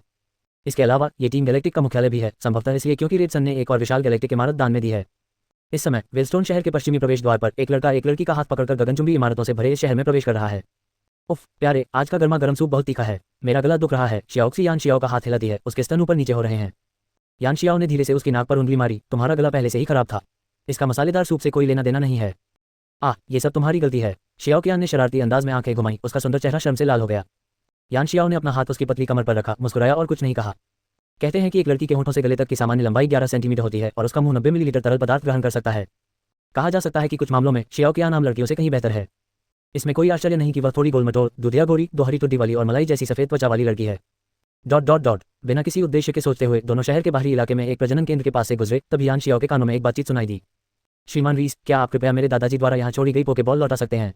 मैं आज दूसरी तरफ युद्ध क्षेत्र में जा रही हूँ। ओह, ये तो माइकल है। एक पल रुको, मैं अभी पोकेमोन को ले आती हूँ। यान शियाओ ने मुड़कर देखा तो एक लड़का जिसके बाल बंधे हुए थे और उसने शॉर्ट्स पहने थे प्रजनन केंद्र के मालिक से बात कर रहा था, जिसके बाल भूरे बैंगनी रंग के थे। माइकल और रीस, यान शियाओ के होठों पर मुस्कान आ गई। चलो अंदर चलते हैं और देखते हैं। ठीक है। वह शियाओकियान को विशाल प्रजनन केंद्र में खींच ले गया जहां पोकेमोन आजादी से घूम रहे थे। देखने में वे अच्छी तरह से पाले पोसे हुए लग रहे थे। वे यहाँ इसलिए आए थे क्योंकि उन्होंने 2 नाम सुने थे। माइकल, ये यान शियाओ का पार्टनर ट्रेनर चैलेंज में 5वां लक्ष्य था। वह एलीट 4 सदस्य दाये का छोटा भाई भी था। उसने शियाओ पर इतनी गहरी छाप इसलिए छोड़ी क्योंकि वह गेम में माउंट हर्ष में दिखाई दिया था। हीट्रेन को माउंट फ्रॉस्ट में पकड़ा गया था और गेम में उसे पकड़ने के लिए आपको माइकल को हराना होगा। रेजी शिंजी का बड़ा भाई है और एक अनुभवी ट्रेनर है जिसने कई क्षेत्रों की यात्रा की है और अनगिनत जिम बैच जीते हैं। हालांकि बैटल फ्रंटियर में पिरामिड फेराओ शांगरीला से हारने के बाद उसने ट्रेनर बनने के रास्ते से विश्वास खो दिया और ब्रीडर बनने का रास्ता चुना और अपने गृहनगर में ये ब्रीडिंग सेंटर चलाया। इसके अलावा एनीमे में रेजी वेलगेट जिम के जिम लीडर ली का दोस्त है। यान शियाओ के लिए वेलगेट जिम के बारे में जानकारी लेने और ऐश और अन्य लोगों के बारे में जानने के लिए यहाँ आना सुविधाजनक है। आखिरकार भविष्य में उसका गॉड वॉज में शामिल होना तय था और ऐश की यात्रा की जानकारी होने से उसे पहले से योजना बनाने में मदद मिलेगी। सोचते सोचते यान शियाओ और शियाओकियान घर पहुंचे। इससे पहले कि वह कुछ बोल पाता, एक विशालकाय पोकेमोन उनकी ओर दौड़ा। उसका शरीर पीला था, उस पर काली धारियां थीं, सिर पर बिजली से कड़कते 2 सींग थे और पीठ पर बिजली के तारों जैसी 2 पूंछें थीं। उसका मोटा शरीर और भुजाएं बेहद मजबूत लग रही थीं। इलेक्टिविर लेवल 58 एडवांस जिम लीडर, तुम शिंजी के इलेक्टिविर हो। यह इवॉल्व हो गया है। यान शियाओ ने अपने सामने मौजूद पोकेमोन को पहचान लिया। अरे, इलेक्टिविर ने सिर हिलाया। उसके सिर के ऊपर बिजली कड़क रही थी, उसकी आंखों में लड़ने का जज्बा झलक रहा था। शिंजी के मुख्य योद्धाओं में से एक होने के नाते वह अच्छी तरह जानता था कि उसके सामने खड़ा लड़का उसका सबसे बड़ा प्रतिद्वंद्वी है। इलेक्टाब्स, बदतमीजी मत करो। राइजी दूर से पोकेबॉलर से भरी एक बड़ी टोकरी लेकर दौड़ते हुए आया और यान शियाओ और उसके साथी को थोड़ा झुककर प्रणाम किया। माफ कीजिए, ये पोकेमोन मेरे छोटे भाई का है, ये थोड़ा जिद्दी है। कोई बात नहीं, कोई बात नहीं। शिंजी और मेरे पति अच्छे दोस्त हैं। अकाने ने हाथ हिलाया। हम शिंजी का दोस्त। राइजी ने यान शियाओ की ओर देखा, उसकी आंखें चमक उठीं। आप प्रोफेसर यान शियाओ हैं। मैंने शिंजी को आपके बारे में सुना है। पहले उसकी मदद करने के लिए धन्यवाद। यान शियाओ मुस्कुराए। नहीं, शिष्टाचार की जरूरत नहीं। यान शियाओ, वही जिनका जिक्र मेरे भाई ने किया था, वो ट्रेनर जिनकी सिंथिया चैंपियन ने भी बहुत तारीफ की थी। मैंने सुना है कि आप भी पोकेमोन प्रोफेसर हैं, है ना? माइकल अचानक बीच में बोला, उसकी आंखों में चमक थी यान शियाओ को देखते हुए। ये क्या है? मैं माइकल हूँ और एलीट 4 का सदस्य डे मेरा बड़ा भाई है। मेरा सपना पुरातत्व में पीएचडी करना है। मैंने सुना है कि आपको प्राचीन कथाओं का बहुत ज्ञान है, इसलिए मैं आपसे मिलने की कोशिश कर रहा था। मैंने कभी सोचा भी नहीं था कि आपसे यहाँ मुलाकात होगी। पुरातत्व, ये तो बहुत बड़ा सपना है। यान शियाओ ने सिर हिलाया। लेकिन प्राचीन स्थलों की खोज के लिए भरोसेमंद साथी चाहिए। क्या आप मेरे साथ द्वंद्व युद्ध करना चाहेंगे? क्या? ठीक है। माइकल ऐसा लग रहा था जैसे उसे किसी कॉन्सर्ट में उसके आदर्श ने मंच पर बुलाया हो। बिल्कुल, ये प्रशिक्षक का नियम है। अगर आपकी नजरें मिले तो आपको लड़ना होगा। कैसा रहेगा? कोई बात नहीं, मैं पूरी ताकत लगा दूंगा। माइकल ने जोर से सिर हिलाया। रीस, यहाँ मेरी एक जगह खाली है तो मैं रेफरी बन जाता हूँ। कुछ देर बाद चारों प्रजनन केंद्र के पिछवाड़े पहुंच गए। यान शियाओ और माइकल दोनों ओर बने युद्ध मंचों पर खड़े हो गए। अब यान शियाओ और माइकल के बीच द्वंद्व युद्ध तुरंत शुरू होगा। नियम 1 बनाम 1 है। अब आप दोनों कृपया अपने पोकेमोन एक साथ मैदान में उतारें। जाओ लिब्राडॉट, मैं तुम्हें चुनता हूँ। कम्सकान। लिब्राडॉट एक पीले भूरे रंग का शल्कनुमा क्लेडोल हवा में तैर रहा था, जिसका शरीर और सिर लाल रंग से रंगा हुआ था। उसकी आंखें पतली पतली थीं, जिससे वह रहस्यमय लग रहा था। लिब्राडॉट लेवल 38 उन्नत क्षमता, लेविटेट जमीन से ऊपर उठ जाता है, जिससे ये ग्राउंड टाइप हमलों से अप्रभावित हो जाता है। लिब्राडॉट क्लेडोट पोकेमोन ग्राउंड साइकिक टाइप का है। यह एक दुर्लभ पोकेमोन है जो प्राचीन खंडहरों में पाया जाता है और प्राचीन कब्रिस्तानों में बड़ी संख्या में दिखाई देता है। कहा जाता है कि यह प्राचीन काल में मनुष्यों के साथ रहता था और गोल गोल घूमकर चलता है। यान शियाओ, कंगस्कान, हमें ये लड़ाई शानदार तरीके से जीतनी है। गाल्ब, कंगस्कान ने अपनी मुट्ठी उठाई। उसका स्वाभाविक रूप से युद्धप्रिय स्वभाव किसी भी क्षण युद्ध में उतरने के लिए तैयार था। कोष्टक जारी रहेगा। पुनश्च प्रिय पाठकों जो इस पुस्तक का आनंद ले रहे हैं, कृपया पावर्ड बाय लाव के मुफ्त उपहार भेजना न भूलें। विज्ञापन केवल कुछ सेकंड के होते हैं, इसलिए आप 1 मिनट के भीतर तीनों दैनिक पावर्ड बाय लाव उपहार आसानी से भेज सकते हैं। ये छोटा सा मिनट मुझे बेहतर सामग्री लिखने के लिए प्रेरित कर सकता है और इस पुस्तक के अस्तित्व को भी निर्धारित करता है। आप सभी का धन्यवाद। प्रीवियस अध्याय 270 घूंघट वाला शहर। Next settings top book catalogue glossary replacement bookshelf history newspaper advertisement discover more random topic generator novel writing courses e-book publishing guide creative writing prompts Discord about blog सर्वाधिकार कॉपीराइट 2024-2026 टोमोटोमटियल V0.81 यानामी एनालोगो टोमोटोमटियल एवटा Google translate fast खरगोश अध्याय 271 इस बिंदु पर केवल धोखा देना ही काव्य है। माइकल मुस्कुराया, मेरी लिब्रा डॉल को हराना इतना आसान नहीं है। वह एक नज़र में समझ गया था कि कंस्कान का स्तर ज्यादा ऊंचा नहीं है, इसलिए उसे इतना भरोसा था। देखते हैं, यान शियाओ ने हाथ हिलाते हुए आदेश दिया, कंस्कान फेक आउट का इस्तेमाल करो। कंस्कान एक कदम आगे बढ़ा और तुरंत लिब्रा डॉल के बगल में प्रकट हो गया। उसके पंजे जोर से जमीन पर पड़े। डॉल लिब्रा डॉल लट्टू की तरह घूमने लगी। माइकल ने आत्मविश्वास से आदेश दिया, लिब्रा डॉल ऊपर तैरो, पावर स्प्लिट का इस्तेमाल करो। डॉल लिब्रा डॉल अपनी क्षमता का इस्तेमाल करते हुए कंस्कान से दूर तैरने लगी। फिर एक दिखाई देने वाली ऊर्जा श्रृंखला ने उसे कंस्कान से जोड़ दिया। लिब्रा डॉल ने अपनी आंखें खोली, उसके शरीर में अभूतपूर्व शक्ति का संचार हो रहा था। दूसरी ओर कंस्कान कुछ कमजोर दिखाई दे रहा था। पावर स्प्लिट यह उपयोगकर्ता और प्रतिद्वंद्वी की आक्रमण शक्ति को अलग अलग जोड़ता है और फिर परिणामों का औसत निकालता है, जिससे दोनों की आक्रमण शक्ति संतुलित हो जाती है। तो ये एक और चाल है। यान शियाओ ने अपनी आंखें सिकुड़ी। लिब्राडोस शारीरिक और जादुई दोनों तरह की रक्षा में स्वाभाविक रूप से बहुत मजबूत होते हैं, लेकिन उनकी आक्रमण क्षमता एक बड़ी कमजोरी है। ये चाल शक्ति को समान रूप से वितरित करके इस कमी को पूरी तरह से दूर कर देती है। इस तरह कंस्कान का आक्रमण लाभ खत्म हो गया। माइकल ने अपनी नाक रगड़ते हुए गर्व से कहा। बुरा नहीं, यान शियाओ ने प्रशंसा की। उसकी निगाहें अचानक बदल गईं। कंस्कान थ्रो का इस्तेमाल करो। घारू कंस्कान ने एक विशाल लोहे का गोला निकाला और उसे जोर से फेंका। वूश लोहे का गोला हवा में एक धीमी सी धमक के साथ गिरा और सीधे लिब्राडो से टकराया। इस नाजुक क्षण में माइकल ने कोई घबराहट नहीं दिखाई, बल्कि शांत भाव से आदेश दिया, लिब्राडो कॉस्मिक पावर का इस्तेमाल करो। लिब्राडो मानसिक ऊर्जा फैल गई। लिब्राडो के चारों ओर अलौकिक ऊर्जा संघनित हो गई और बढ़ी हुई शारीरिक और जादुई सुरक्षा का संकेत देने वाली एक चमक तेजी से फैल गई। अगले ही पल बैंग लोहे का गोला सीधे लिब्राडो की छाती पर लगा, जिससे वह हवा से नीचे गिर पड़ा। धूल का बादल उठा और जमीन थोड़ी कांप उठी। फेंकना अपने हाथ में पकड़ी हुई वस्तु को फेंककर हमला करना। अलग अलग वस्तुओं का प्रभाव और शक्ति अलग अलग होती है। आज यान शियाओ ने विशेष रूप से कंस्कान को एक काले लोहे के गोले से सुसज्जित किया था, जिससे फेंकने की शक्ति 130 की अधिकतम सीमा तक पहुंच गई। लिब्राडो पर डार्क टाइप के लाभ को देखते हुए यह प्रभाव आश्चर्यजनक नहीं था। हालांकि यान शियाओ के चेहरे पर राहत के भाव नहीं दिखे। हमले की शक्ति विभाजित और कमजोर होने के बाद ये चाल अब लिब्राडो के लिए घातक नहीं रही, जो पहले से ही रक्षा में निपुण था। जैसे ही धुआं छटा, लिब्राडो को अपने मुंह में एक बेरी डालते हुए देखा गया। उसकी शक्ति पूरी तरह से बहाल हो गई थी। बहुत बढ़िया लिब्राडो, स्टॉम्प का इस्तेमाल करो। यान शियाओ ने आंखें सिकोड़ते हुए कहा, सकर पंच का इस्तेमाल करो। कंस्कान हालांकि देर से पहुंचा, उसने अपने पंजे से लिब्राडो के सिर पर वार किया। धड़ाम एक दबी हुई आवाज के साथ लिब्राडो ने गति का इस्तेमाल करते हुए नीचे की ओर छलांग लगाई, जिससे एक ग्राउंड टाइप ऊर्जा तरंग फैल गई, जिससे मैदान का छोटा सा हिस्सा थोड़ा कांप गया। कंस्कान लड़खड़ाया और संभलने की कोशिश करने लगा। उसका शरीर गति कम करने वाली रोशनी से चमक रहा था। स्टॉम्प ग्राउंड टाइप शारीरिक हमला शक्ति 60 वार करने पर प्रतिद्वंद्वी की गति को एक स्तर कम कर देता है। हालांकि कंस्कान की गति को कम करने में सफलता मिली, लेकिन लिब्राडो की शक्ति पहले से ही बहुत कम थी। अचानक किया गया हमला साइकिक टाइप पोकेमोन के लिए बेहद कारगर साबित हुआ। लिब्रा, क्या तुम ठीक हो? माइकल ने चिंता से पूछा। लिब्रा, एक झिलमिलाती सफेद रोशनी दिखाई दी और रोशनी में लिब्रा का शरीर तेजी से बड़ा हो गया। यह विकसित हो गया है, लेइसी ने आश्चर्य से कहा। यान शियाओ भी इस दृश्य को ध्यान से देख रहा था। कुछ ही क्षणों में सबके सामने एक बिल्कुल नया पोकेमोन प्रकट हुआ। उसका मूल पीला भूरा शरीर एक गोल काले आकार में बदल गया था, जो पीले और सफेद धारियों से ढका हुआ था, और उसके सिर पर लाल आंखों का एक घेरा था। उससे थोड़ी थोड़ी साइकिक शक्तियां निकल रही थीं, जिससे वह रहस्यमय और शक्तिशाली लग रहा था। क्लेडोल लेवल 41 एलीट बिगिनर। लिब्रा विकसित होने के बाद अपनी कुछ शक्ति वापस पाकर क्लेडोल फिर से खड़ा हो गया। वाह क्लेडोल, माइकल ने मुट्ठी भींची। रिसाइक्लिंग का इस तरह इस्तेमाल करो। क्लेडोट की आंखें चमक उठी। जो अंगूर उसने पहले ही खा लिया था, वह फिर से प्रकट हो गया, जिसे उसने अपने मुंह में डाला और चबाने लगा। रिसाइक्लिंग इस्तेमाल की गई वस्तुओं को पुनर्जीवित और पुनः उपयोग करता है। यान शियाओ के होंठ हल्के से फड़फड़ाए। उसे वास्तव में चालों के ऐसे संयोजन की उम्मीद नहीं थी। पावर स्प्लिट प्रतिद्वंद्वी को कमजोर करता है, कॉस्मिक पावर अपनी रक्षा को बढ़ाता है, रिसाइक्लिंग लगातार अंगूरों का उपभोग करता है, साथ ही हैवी स्टॉर्म से नुकसान पहुंचाते हुए प्रतिद्वंद्वी को धीमा करता है। समस्या यह है कि माइकल तो एक स्तर आगे है, वह इतना घटिया कैसे हो सकता है? अरे शिक्षक यान, मैंने पहले लकी एग का उपयोग करते हुए आपका लाइव स्ट्रीम देखा था और आपने लिब्रा डॉल के मूव पूल के आधार पर यह रणनीति बनाई है। माइकल ने अपनी तर्जनी उंगली से अपनी नाक रगड़ते हुए कहा। बुरा नहीं है, यान शियाओ ने दिखावटी प्रशंसा की। उसकी आंख हल्की सी फड़क रही थी। पफ शियाओक्सी की बड़ी बड़ी आंखें सिकुड़ गईं, मानो यान शियाओ की परेशानी देखकर उसे मजा आ रहा हो। क्लेडोल स्टॉम्प का इस्तेमाल करो। माइकल ने फिर से हमला किया, लेकिन यान शियाओ ने पोकेबॉल से कंस्कान को वापस बुला लिया था।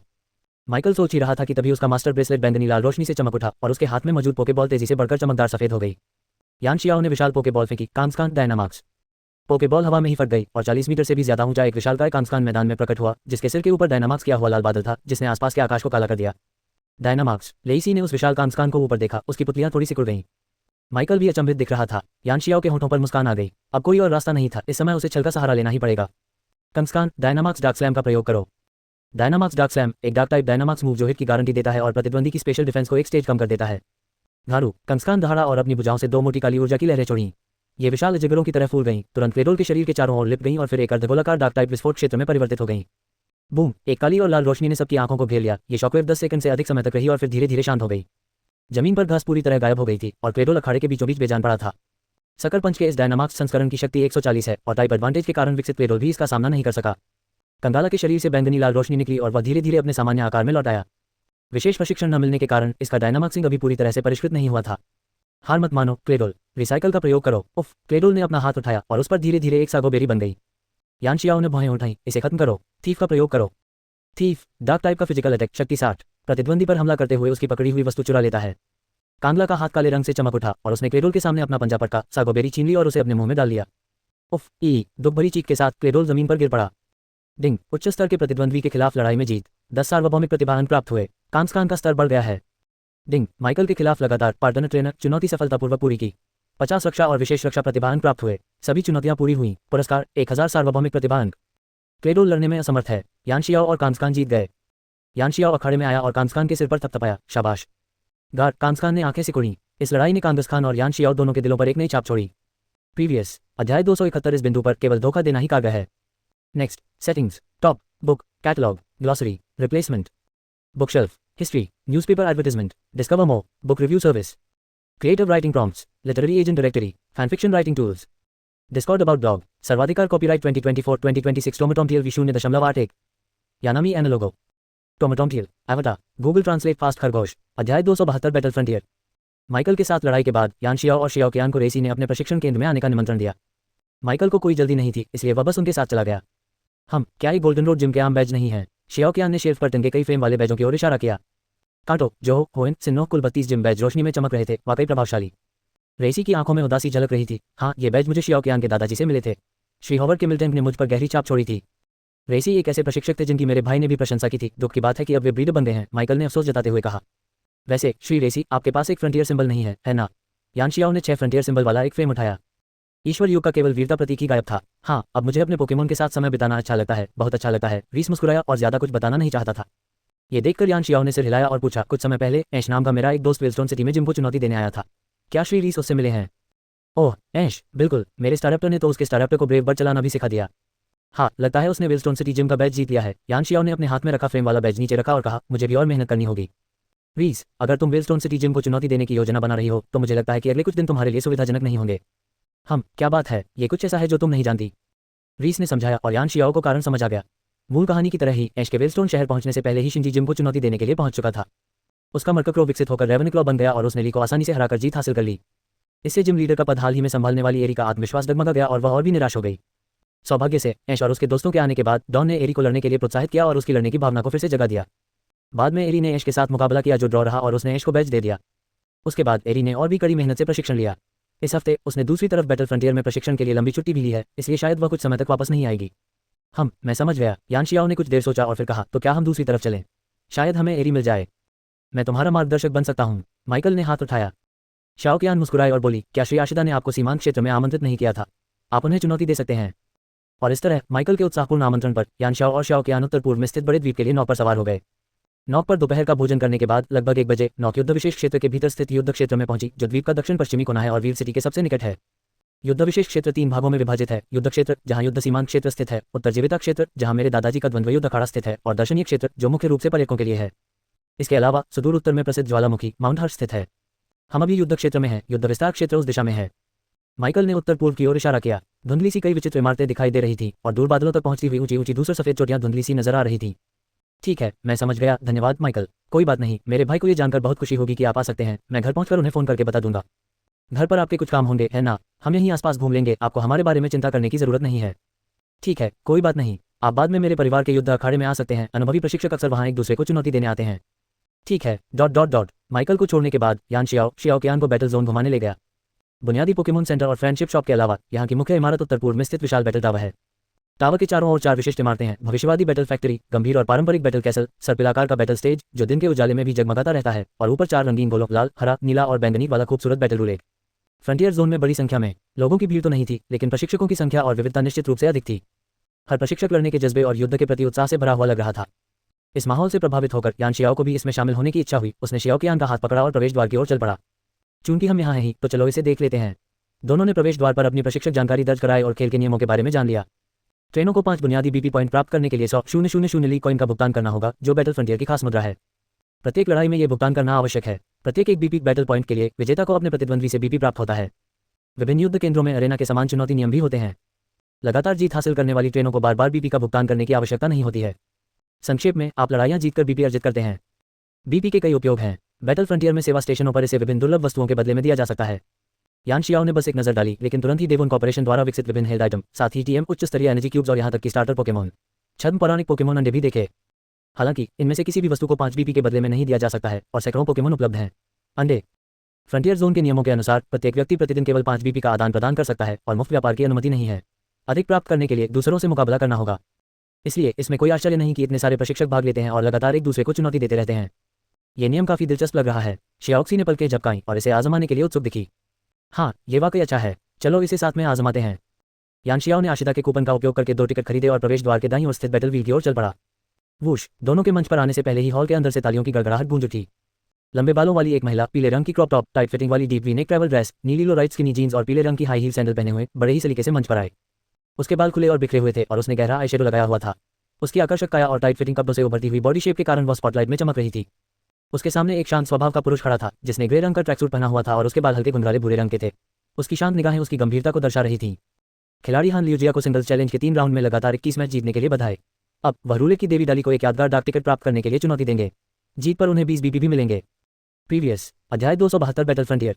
Next, settings, top, book, catalogue, glossary, replacement, bookshelf, history, newspaper advertisement, discover more, random topic generator, fanfiction writing tools, reading list curated, creative writing prompts, novel writing software, novel writing courses, Discord about blog, सर्वाधिकार copyright 2024-2026 टोमाटोमटियल V0.81, यानामी एनालोगो, टोमाटोमटियल।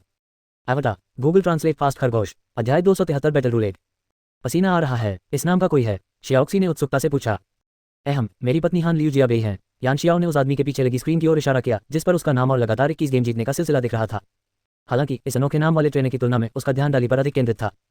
Pioneers की leader होने के नाते roulette goddess डाली battle roulette की मालकिन थी और निस्संदेह एलीट 4 लेवल की ताकत रखती थी। इसी समय यान शियाओ ने बैटल एरेना की विशेषताओं पर भी ध्यान दिया। गेम की तरह ही पूरे बैटल एरेना के किनारे एक बड़ी स्क्रीन थी, जिस पर स्लॉट मशीन की तरह एक रूलेट व्हील बना हुआ था। व्हील को घुमाने से मैदान पर प्रभाव बदल जाता था, जिससे लड़ाई का रुख बदल जाता था। इस समय रेफरी युद्ध मंच पर खड़ा होकर जोर से घोषणा करने लगा, युद्ध के नियमों को दोहरा रहा हूं, आप 3 पोकेमोन का उपयोग कर सकते हैं और किसी भी आइटम का उपयोग वर्जित है। युद्ध 3 युद्ध 1v1 प्रारूप में होंगे। प्रत्येक युद्ध से पहले रूलेट व्हील घूमेगा, जिससे दोनों पक्षों को मौसम, स्थिति, प्राप्त आइटम, भूभाग आदि जैसे यादृच्छिक प्रभाव मिलेंगे। यदि आप तीनों युद्ध जीत जाते हैं तो आपको अतिरिक्त 30 बीपी और एक विशेष स्वर्ण स्टाम्प मिलेगा। एक स्मृति चिन्ह, यह क्या है प्रिय? शियाओक्सी ने धीरे से पूछा। ये जिम बैच के समान है, जो फ्रंटियर लीडर के विरुद्ध जीत का प्रमाण है। हालांकि होइन के फ्रंटियर क्षेत्र में आपको एक फ्रंटियर सिंबल मिलता है और यहाँ यह एक स्मृति चिन्ह है। मैं समझ गई। जैसे ही दोनों बात कर रहे थे, रूलेट व्हील तेजी से घुमा और अंत में धीरे धीरे बारिश के विकल्प पर रुक गया। पहला दौर, मुकाबला बारिश के मौसम में होगा। कृपया अपने पोकेमोन एक साथ मैदान में उतारें। रेफरी के इशारे पर डाली और हान लियूजिया ने अपने पोके बॉल फेंके। लुडिकोलो, मंच पर नाचो। रेडियंट फ्रिल, लड़ाई के लिए तैयार हो जाओ। मैदान पर 2 पोकेमोन प्रकट हुए। एक पीले रंग की सीधी खड़ी चिपकली थी, जिसका सिर और पूंछ का सिरा काला था। दूसरा एक मानवाकार कप्पा था, जिसने भूसे की टोपी और पीले रंग का फर पहना हुआ था, जिसकी चोंच बतख जैसी थी और उसका भावहीन चेहरा कुछ हास्यास्पद लग रहा था। रेडियंट फ्रिल ग्लिजार्ड level 59 advance gym leader. Ludicolo level 63 शुरुआती एलीट 4 सदस्य। दिलचस्प। यान शियाओ के होंठों पर मुस्कान आ गई और उसने अपने बैग पर हाथ फेरा। शाओ लुओ, बाहर आओ और लाइव स्ट्रीम चालू करो। स्ट्रीम का नाम है battle roulette challenge, rain team commentary. ठीक है लुओ तो। शाओ क्यान चौंक गई। क्या इन दोनों पोकेमोन में कुछ खास है हनी? यान शाओ ने उसका गाल चुटकी भरते हुए उसे सस्पेंस में रखा। तुम्हें जल्द ही पता चल जाएगा। कुछ ही देर में अखाड़े में बारिश होने लगी और हल्की बूंदाबांदी शुरू हो गई। यान शाओ की लाइव स्ट्रीम पर बड़ी संख्या में दर्शक उमड़ पड़े। ओह, आज टीचयान खुद नहीं लड़ेंगे बल्कि कमेंट्री करेंगे। लगता है ये सिनो बैटल फ्रंटियर है। क्या टीचयान किसी को चुनौती देने वाले हैं? उद्धरण चिन्ह, अल्पविराम उद्धरण चिन्ह। टिप्पणियां देखने के बाद यान शियाओ ने समझाया, हाँ अगला मैच बहुत दिलचस्प होगा, इसलिए मैं इसे सबके साथ साझा करने के लिए लाइव स्ट्रीम कर रही हूँ। इस मैच के बाद मेरी अपनी चुनौती शुरू होगी, इसलिए अगर आप रुचि रखते हैं तो बेझिझक टिप्पणी करें। उसके बोलते ही मैदान पर लड़ाई शुरू हो गई। लुडिकोलो ने फेक आउट मूव से अचानक हमला किया और तुरंत ही वेदर बॉल से हमला किया, लेकिन स्लाइम ने इसे पूरी तरह से अनदेखा कर दिया और वहीं पर चार्ज करने लगा। चार्ज शरीर को विद्युत ऊर्जा से चार्ज करता है, जिससे अगले इलेक्ट्रिक टाइप मूव की शक्ति दोगुनी हो जाती है और इसकी स्पेशल डिफेंस एक स्टेज बढ़ जाती है। वेदर बॉल निश्चित रूप से लगी और बारिश से तेज हुए जोरदार प्रभाव ने स्लाइम को 2 कदम पीछे धकेल दिया, लेकिन जब पानी का पर्दा हटा तो वह पूरी तरह से सुरक्षित था, बल्कि चमक रहा था। लाइव स्ट्रीम में कई दर्शकों ने अपनी उलझन जाहिर की। यान शियाओ ने सही समय पर अपनी बात रखी। इस सेराफिम की क्षमता ड्राई स्किन है, जो जल प्रकार के हमलों से काफी मात्रा में एचपी बहाल करती है और बारिश के मौसम में भी एचपी बहाल करती रहती है। हालांकि अग्नि प्रकार के हमलों से इसकी एचपी कम हो जाती है और धूप वाले मौसम में एचपी घट भी जाती है। इस क्षमता वाला पोकेमोन बारिश वाली टीम के लिए एक बेहतरीन मुख्य पोकेमोन साबित होगा। इसके अलावा सेराफिम बारिश वाली टीमों के अन्य पोकेमोन के खिलाफ भी प्रभावी है, जो इसे एक बहुत अच्छा विकल्प बनाता है। बेशक मैं इस क्षमता के लिए बर्फ प्रकार के जेनेक्स की भी सिफारिश करता हूँ। हालांकि इसका रूप उतना आकर्षक नहीं है, लेकिन बर्फ प्रकार के हमले, यह बारिश वाली टीम के जल प्रकार के मुख्य हमलावर की घास और ड्रैगन की कमजोरियों की पूरी तरह से भरपाई करता है। ठीक है शिक्षकयान, मैं अभी नोट कर लेता हूँ। आज 49 जनवरी, धूप खिली है। मैंने टीचरयान से रेन टीम की रणनीति सीखी और मुझे इससे बहुत फायदा हुआ। समझ गया, मैं एक जिनिक्स पकड़कर रेन टीम बनाऊंगा। मैं इसे हर दिन बारिश की बूंदों से भिगोऊंगी। मुझे सच में बहुत भूख लगी होगी। जिंक्स भी इतनी क्रूर हो सकती है। उद्धरण चिन्ह डॉट डॉट डॉट उद्धरण चिन्ह। यान शियाओ के समझाते समझाते लड़ाई और तेज हो गई। सेराफिम के थंडरबोल्ट ने लुरिकोलो की शक्ति को सफलतापूर्वक समाप्त कर दिया, लेकिन डाहलिया ने मौसम बदलने के लिए सनी डे का उपयोग करने का आदेश दिया। हालांकि हान लियू ने रेन डांस से मौसम पर तुरंत नियंत्रण पा लिया, लेकिन डाहलिया ने फायर टाइप वेदर बॉल दागने में कामयाबी हासिल कर ली। अपनी एलिट फोर्स स्तर की ताकत से उसने खराब शुरुआत के बावजूद स्थिति को स्थिर कर लिया। इसके बाद सेराफिम ने एक शक्तिशाली हमला किया, जिससे लुरिकोलो का स्पेशल अटैक काफी कमजोर हो गया। साथ ही बारिश के कारण मिलने वाले थंडर स्ट्राइक का फायदा उठाते हुए उसने हमलों की बौछार कर दी। हालांकि डाहलिया ने तुरंत प्रतिक्रिया दी। चूंकि स्पेशल अटैक काम नहीं कर रहा था, उसने लुरिकोलो की स्विफ्ट स्विम क्षमता की गति का लाभ उठाते हुए हिट एंड रन रणनीति अपनाई और अंत में ड्रेन पंच को चुना। अपने अंतिम दांव के रूप में उसने लड़ाई को रस्साक्षी में बदल दिया। एक तरफ सेराफिम थी जो लगातार बारिश में अपनी एचपी बढ़ा रही थी, और दूसरी तरफ लुरिकोलो था जो ड्रेन पंच का इस्तेमाल कर रहा था, जो उस पर 2 बार सुपर इफेक्टिव साबित हुआ। दोनों ने तब तक एक दूसरे पर वार किए जब तक कि उनकी एचपी के प्रकार लगभग पूरी तरह से उलट नहीं गए। अंततः मुकाबला ड्रॉ पर समाप्त हुआ। अगले 2 मुकाबलों में हान लियू जियाबेई ने भी असाधारण युद्ध कौशल का प्रदर्शन किया।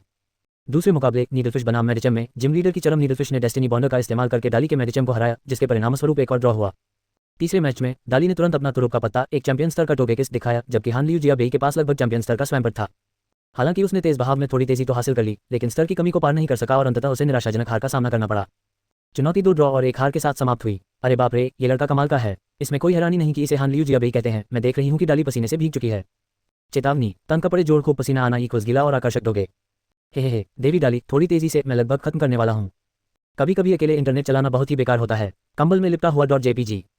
मॉडरेटर कहाँ है? बाहर जाओ और काम पर लग जाओ। उद्धरण चिन्ह डॉट डॉट डॉट उद्धरण चिन्ह।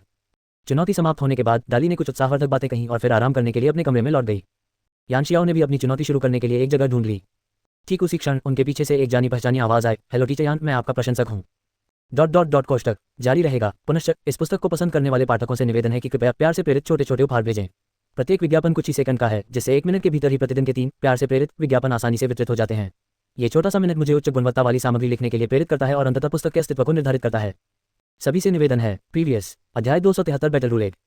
Next, settings, top, book, catalogue, glossary, replacement, bookshelf, history, newspaper advertisement, discover more, random topic generator, fanfiction writing tools, agent filler novels, novel writing courses, urban youth novels, e-book publishing guide, Discord about blog, सर्वाधिकार copyright 2024-2026 टोमोटोमटियल V0.1 यानामी एनालोगो टोमोटोमटियल। एवटा, Google translate fast खरगोश अध्याय 274 प्रतिभाशाली लड़ाकू लड़की आहली। यान शियाओ ने पीछे मुड़कर देखा तो हान लियू जियाबेई बाहें फैलाए उसकी ओर दौड़ते हुए आ रहे थे, मानो उसे गले लगाना चाहते हो। उद्धरण चिन्ह प्रश्नवाचक चिन्ह विस्मयादिबोधक चिन्ह प्रश्नवाचक चिन्ह विस्मयादिबोधक चिन्ह उद्धरण चिन्ह। यान शियाओ ने पलक झपकते ही उस गले लगने से खुद को छुड़ा लिया। दूसरे आदमी की डरावनी निगाहों से उसे पसीना आ गया। तुम क्या कर रहे हो? मैं अपने आइडल को देखकर बहुत खुश हूँ। हाँ, मैं वही हूँ जो लाइव स्ट्रीम में तुम्हारे प्राइमरी स्कूल आया था, हान लियू जियाबेई ने अर्थपूर्ण ढंग से कहा। यान शियाओ जोर से चिल्लाया। उद्धरण चिन्ह प्रश्नवाचक चिन्ह विस्मयादिबोधक चिन्ह उद्धरण चिन्ह। शियाओ की आंख भी चौकन्नी हो गई। यान शियाओ का हाथ पकड़ लिया और एकदम सतर्क हो गई। हाँ, मैं मजाक नहीं कर रहा, मैं सच में तुम्हारा फैन हूँ। मुझे तुम्हारे कुछ टीचिंग वीडियो बहुत पसंद आए, हान लियू जियाबेई ने साफ साफ कहा। ओह, बातचीत ठीक है, लेकिन कृपया 2 मीटर से ज्यादा की दूरी बनाए रखें, धन्यवाद। यान शियाओ सतर्क रहा। आजकल लड़के भेस बदलने में बेहद माहिर हो गए हैं, हमें सावधान रहना चाहिए। डॉट डॉट डॉट कुछ बातचीत के बाद यान शियाओ को हान में लियूबेई की स्थिति के बारे में भी पता चला। वह होइन का एक प्रशिक्षक है और उसे सोशल मीडिया का विशेष शौक है। यान शियाओ की यात्राओं के बारे में जानने के बाद वह लीग सम्मेलन में भाग लेने के लिए सिन्हो के लिए रवाना हो गया। अपनी असाधारण शक्ति के कारण वह पहले ही 8 जिम में चुनौतियां पूरी कर चुका है और लंबे समय से बैटल फ्रंटियर में अपने कौशल को निखार रहा है। रुको, कहीं तुम लीग सम्मेलन में मुझ पर हमला करने की योजना तो नहीं बना रहे हो? यान शियाओ ने सावधानी से पूछा। हाँ, बिल्कुल, हम में से कई लोग तुम्हें निशाना बनाने की योजना बना रहे हैं, हान लियू जियाबेई मुस्कुराया। मेरा कौशल स्तर तो बस औसत दर्जे का है। क्या तुम वही गंदा सभ्य लड़ाई का तरीका इस्तेमाल करके मुझसे लड़ोगी जो मैंने तुम्हें सिखाया था? यान शियाओ के होंठ हल्के से फड़फड़ाए। इस पीढ़ी के इंटरनेट उपयोगकर्ता थोड़े प्यारे और थोड़े नखरेबाज हैं। कुछ देर बातचीत करने के बाद हान लियू जियाबेई चुनौती देने के लिए दूसरे केंद्रों की ओर चला गया, जबकि यान शियाओ और शियाओ के यान ने रूलेट व्हील पर लड़ने के लिए जगह ढूंढ ली। यहाँ लड़ाई के नियम बहुत सख्त हैं। प्रत्येक राउंड में 7 1v1 मैच होते हैं। बचाव करने वाला प्रशिक्षक 3 पोकेमोन का उपयोग कर सकता है और प्रत्येक राउंड के दौरान स्टेमिना बहाल नहीं किया जा सकता है। केवल 3 राउंड यानी कुल 21 मैच जीतने के बाद ही कोई रूलेट देवी को चुनौती दे सकता है। दूसरे शब्दों में कहें तो आपको बिना किसी आइटम का इस्तेमाल किए 7 विरोधियों के खिलाफ 3 राउंड जीतने होंगे और साथ ही हर राउंड में आने वाले रैंडम रूलेट इफेक्ट से भी निपटना होगा। हे भगवान, क्या इन नियमों के तहत कोई जीत भी सकता है? हाँ, इसके लिए आपको हर बार अविश्वसनीय किस्मत और बेहद कमजोर विरोधियों की जरूरत होगी। बैंगन, सब्स्टिट्यूट, पॉइजन, जोड़, एग्लेइंग कोई है? उद्धरण चिन्ह डॉट डॉट डॉट उद्धरण चिन्ह। लाइव स्ट्रीम चैट में चर्चा की गहमागहमी मच गई। यान शियाओ ने हल्की सी मुस्कान के साथ कहा, सब्स्टिट्यूट पॉइजन और एग लेइंग बेशक एक अच्छी रणनीति है, लेकिन पॉइजन स्टील टाइप के खिलाफ एक मुकाबला जोखिम भरा है। बस मेरा प्रदर्शन देखिए। इतना कहकर वह अखाड़े में उतरा और अपनी पहली चुनौती शुरू की। उसका प्रतिद्वंदी एक नीला बुब्बा था जो जिम लीडर लेवल का अज़ुमारिल था, एक वाटर फेरी टाइप जिसे आमतौर पर ड्रैगन स्लेयर के नाम से जाना जाता है। जैसे ही कई दर्शक यान शियाओ की रणनीति के बारे में अटकलें लगा रहे थे, उसने एक लग्जरी बॉल फेंकी। सिल्विया, इलेक्ट्रिक मोड में बदलो, मल्टी टाइप अटैक करो। विरोधी और अज़ुमारिल एक धीमी सी आवाज़ के साथ मारिलोरी को मानो अपनी परदादी दिखाई दी। वहां मौजूद प्रशिक्षकों के असाधारण कौशल के बावजूद एलिट फोर्स स्तर के सिल्वाली के एक भी वार का सामना कोई नहीं कर सका। यान शियाओ ने पहले दौर में ही अपने प्रतिद्वंदी को आसानी से हरा दिया। टिप्पणियां, मैं यहाँ रणनीति सीखने आया था, लेकिन शिक्षक यान को घंटों तक अपनी कला का प्रदर्शन करते देख ही बैठा रहा। सिल्वाली कितना शानदार है, स्विच टाइप कवरेज और साथ ही स्तर का लाभ। प्रतिद्वंदी को बिल्कुल भी मजा नहीं आया। उद्धरण चिन्ह डॉट डॉट डॉट उद्धरण चिन्ह। जल्द ही दूसरा दौर शुरू हुआ और यान शियाओ ने पहले दौर की तरह अलग विकल्प चुने।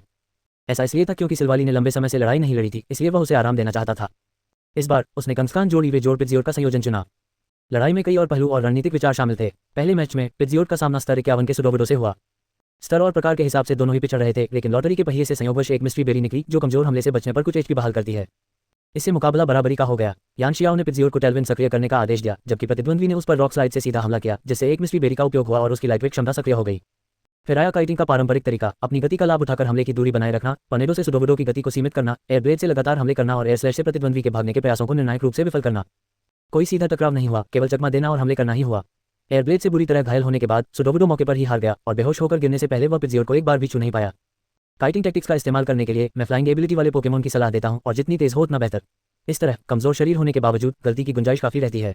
फिर आती है मूव्स का चुनाव। कोशिश करें कि ज्यादा इस्तेमाल होने वाली मूव्स चुनें, आदर्श रूप से वे जिनमें बाइंडिंग, स्लोइंग या नॉकबैक इफेक्ट हो। यान शियाओ ने पित्जियोट को वापस बुलाए बिना उसे लड़ते रहने देते हुए समझाया। कमजोर विरोधियों का सामना करते समय उसने अपनी स्थिति सुधारने के लिए रूस का इस्तेमाल किया और इस तरह उन्होंने अपनी जीत का सिलसिला जारी रखा 5वें मैच तक। इस समय तक लाइव स्ट्रीम चैट दर्शकों से भर चुकी थी। सभी यह अनुमान लगा रहे थे कि क्या पित्जियोट लगातार 5 मैच जीत पाएगा। सच कहूं तो जिम लेवल से भी नीचे का पित्जियोट ज्यादा से ज्यादा 4 जीत ही हासिल कर सकता है। मैं वान नीमा अपने होगा बालों की लट की कसम खाता हूं कि इस बार टीचयान जरूर पोकेमोन बदलेंगे। बाकी सब छोड़ो, टीचयान की पोकेमोन ट्रेनिंग वाकई असाधारण है। एक एलिट लेवल का पित्जियोट लगातार कई जिम लेवल के विरोधियों को चकमा दे रहा है। उनकी रणनीति बेमिसाल है। उद्धरण चिन्ह डॉट डॉट डॉट उद्धरण चिन्ह। मंच पर यान शियाओ ईवे को चुनकर लड़ाई जारी रखने ही वाला था कि गुलाबी बालों वाली, नंगे पैर वाली एक योद्धा लड़की बिना आस्तीन की ट्रेनिंग ड्रेस में युद्ध मंच पर आ गई। उसकी आंखें चमक रही थीं और नाक पर पट्टी बंधी थी। उसका पतला शरीर और सुडौल उभार उसे एक अनोखी, शक्तिशाली सुंदरता दे रहे थे। यान शियाओ ने लड़की को देखते ही पहचान लिया। वह थी आहली, वीर जिम की जिम लीडर। नंगे पैर वाली प्रतिभाशाली योद्धा लड़की के नाम से मशहूर। नमस्कार डॉक्टर यान, आपसे मिलकर खुशी हुई। मैं ली हूँ, वीर डोजो का जिम लीडर। मैंने सुना था कि आप किसी को चुनौती देने आए हैं, इसलिए मैं आपसे मिलने आया हूँ। ली ने हाथ जोड़कर उनका अभिवादन किया। यान शियाओ ने हल्की सी मुस्कान के साथ कहा, सच कहूं तो मुझे लेसी से पता चला कि आप यहाँ हैं, इसीलिए मैं खास तौर पर यहाँ आया हूँ। पता नहीं मिस एली अभी जिम बैटल के लिए उपलब्ध है या नहीं। हम एली चौंक गई, उनकी आंखें चमक उठी। बैटल रूलेट व्हील का इस्तेमाल जिम बैटल ट्रेनिंग के लिए करना बढ़िया विचार है। तो अगले 3 मैच आपके जिम टेस्ट होंगे श्रीमान यान शियाओ। बोलते हुए उन्होंने एक कदम आगे बढ़ाया। उनके नंगे पैर जमीन पर खटकने की आवाज कर रहे थे और उन्होंने आक्रामक मुद्रा अपना ली। मैंने सुना है कि टीचयान की रणनीति बहुत बढ़िया है, इसलिए कृपया कोई कसर न छोड़ें। यान शियाओ ने सिर हिलाया, तो कृपया मुझे मार्गदर्शन दें।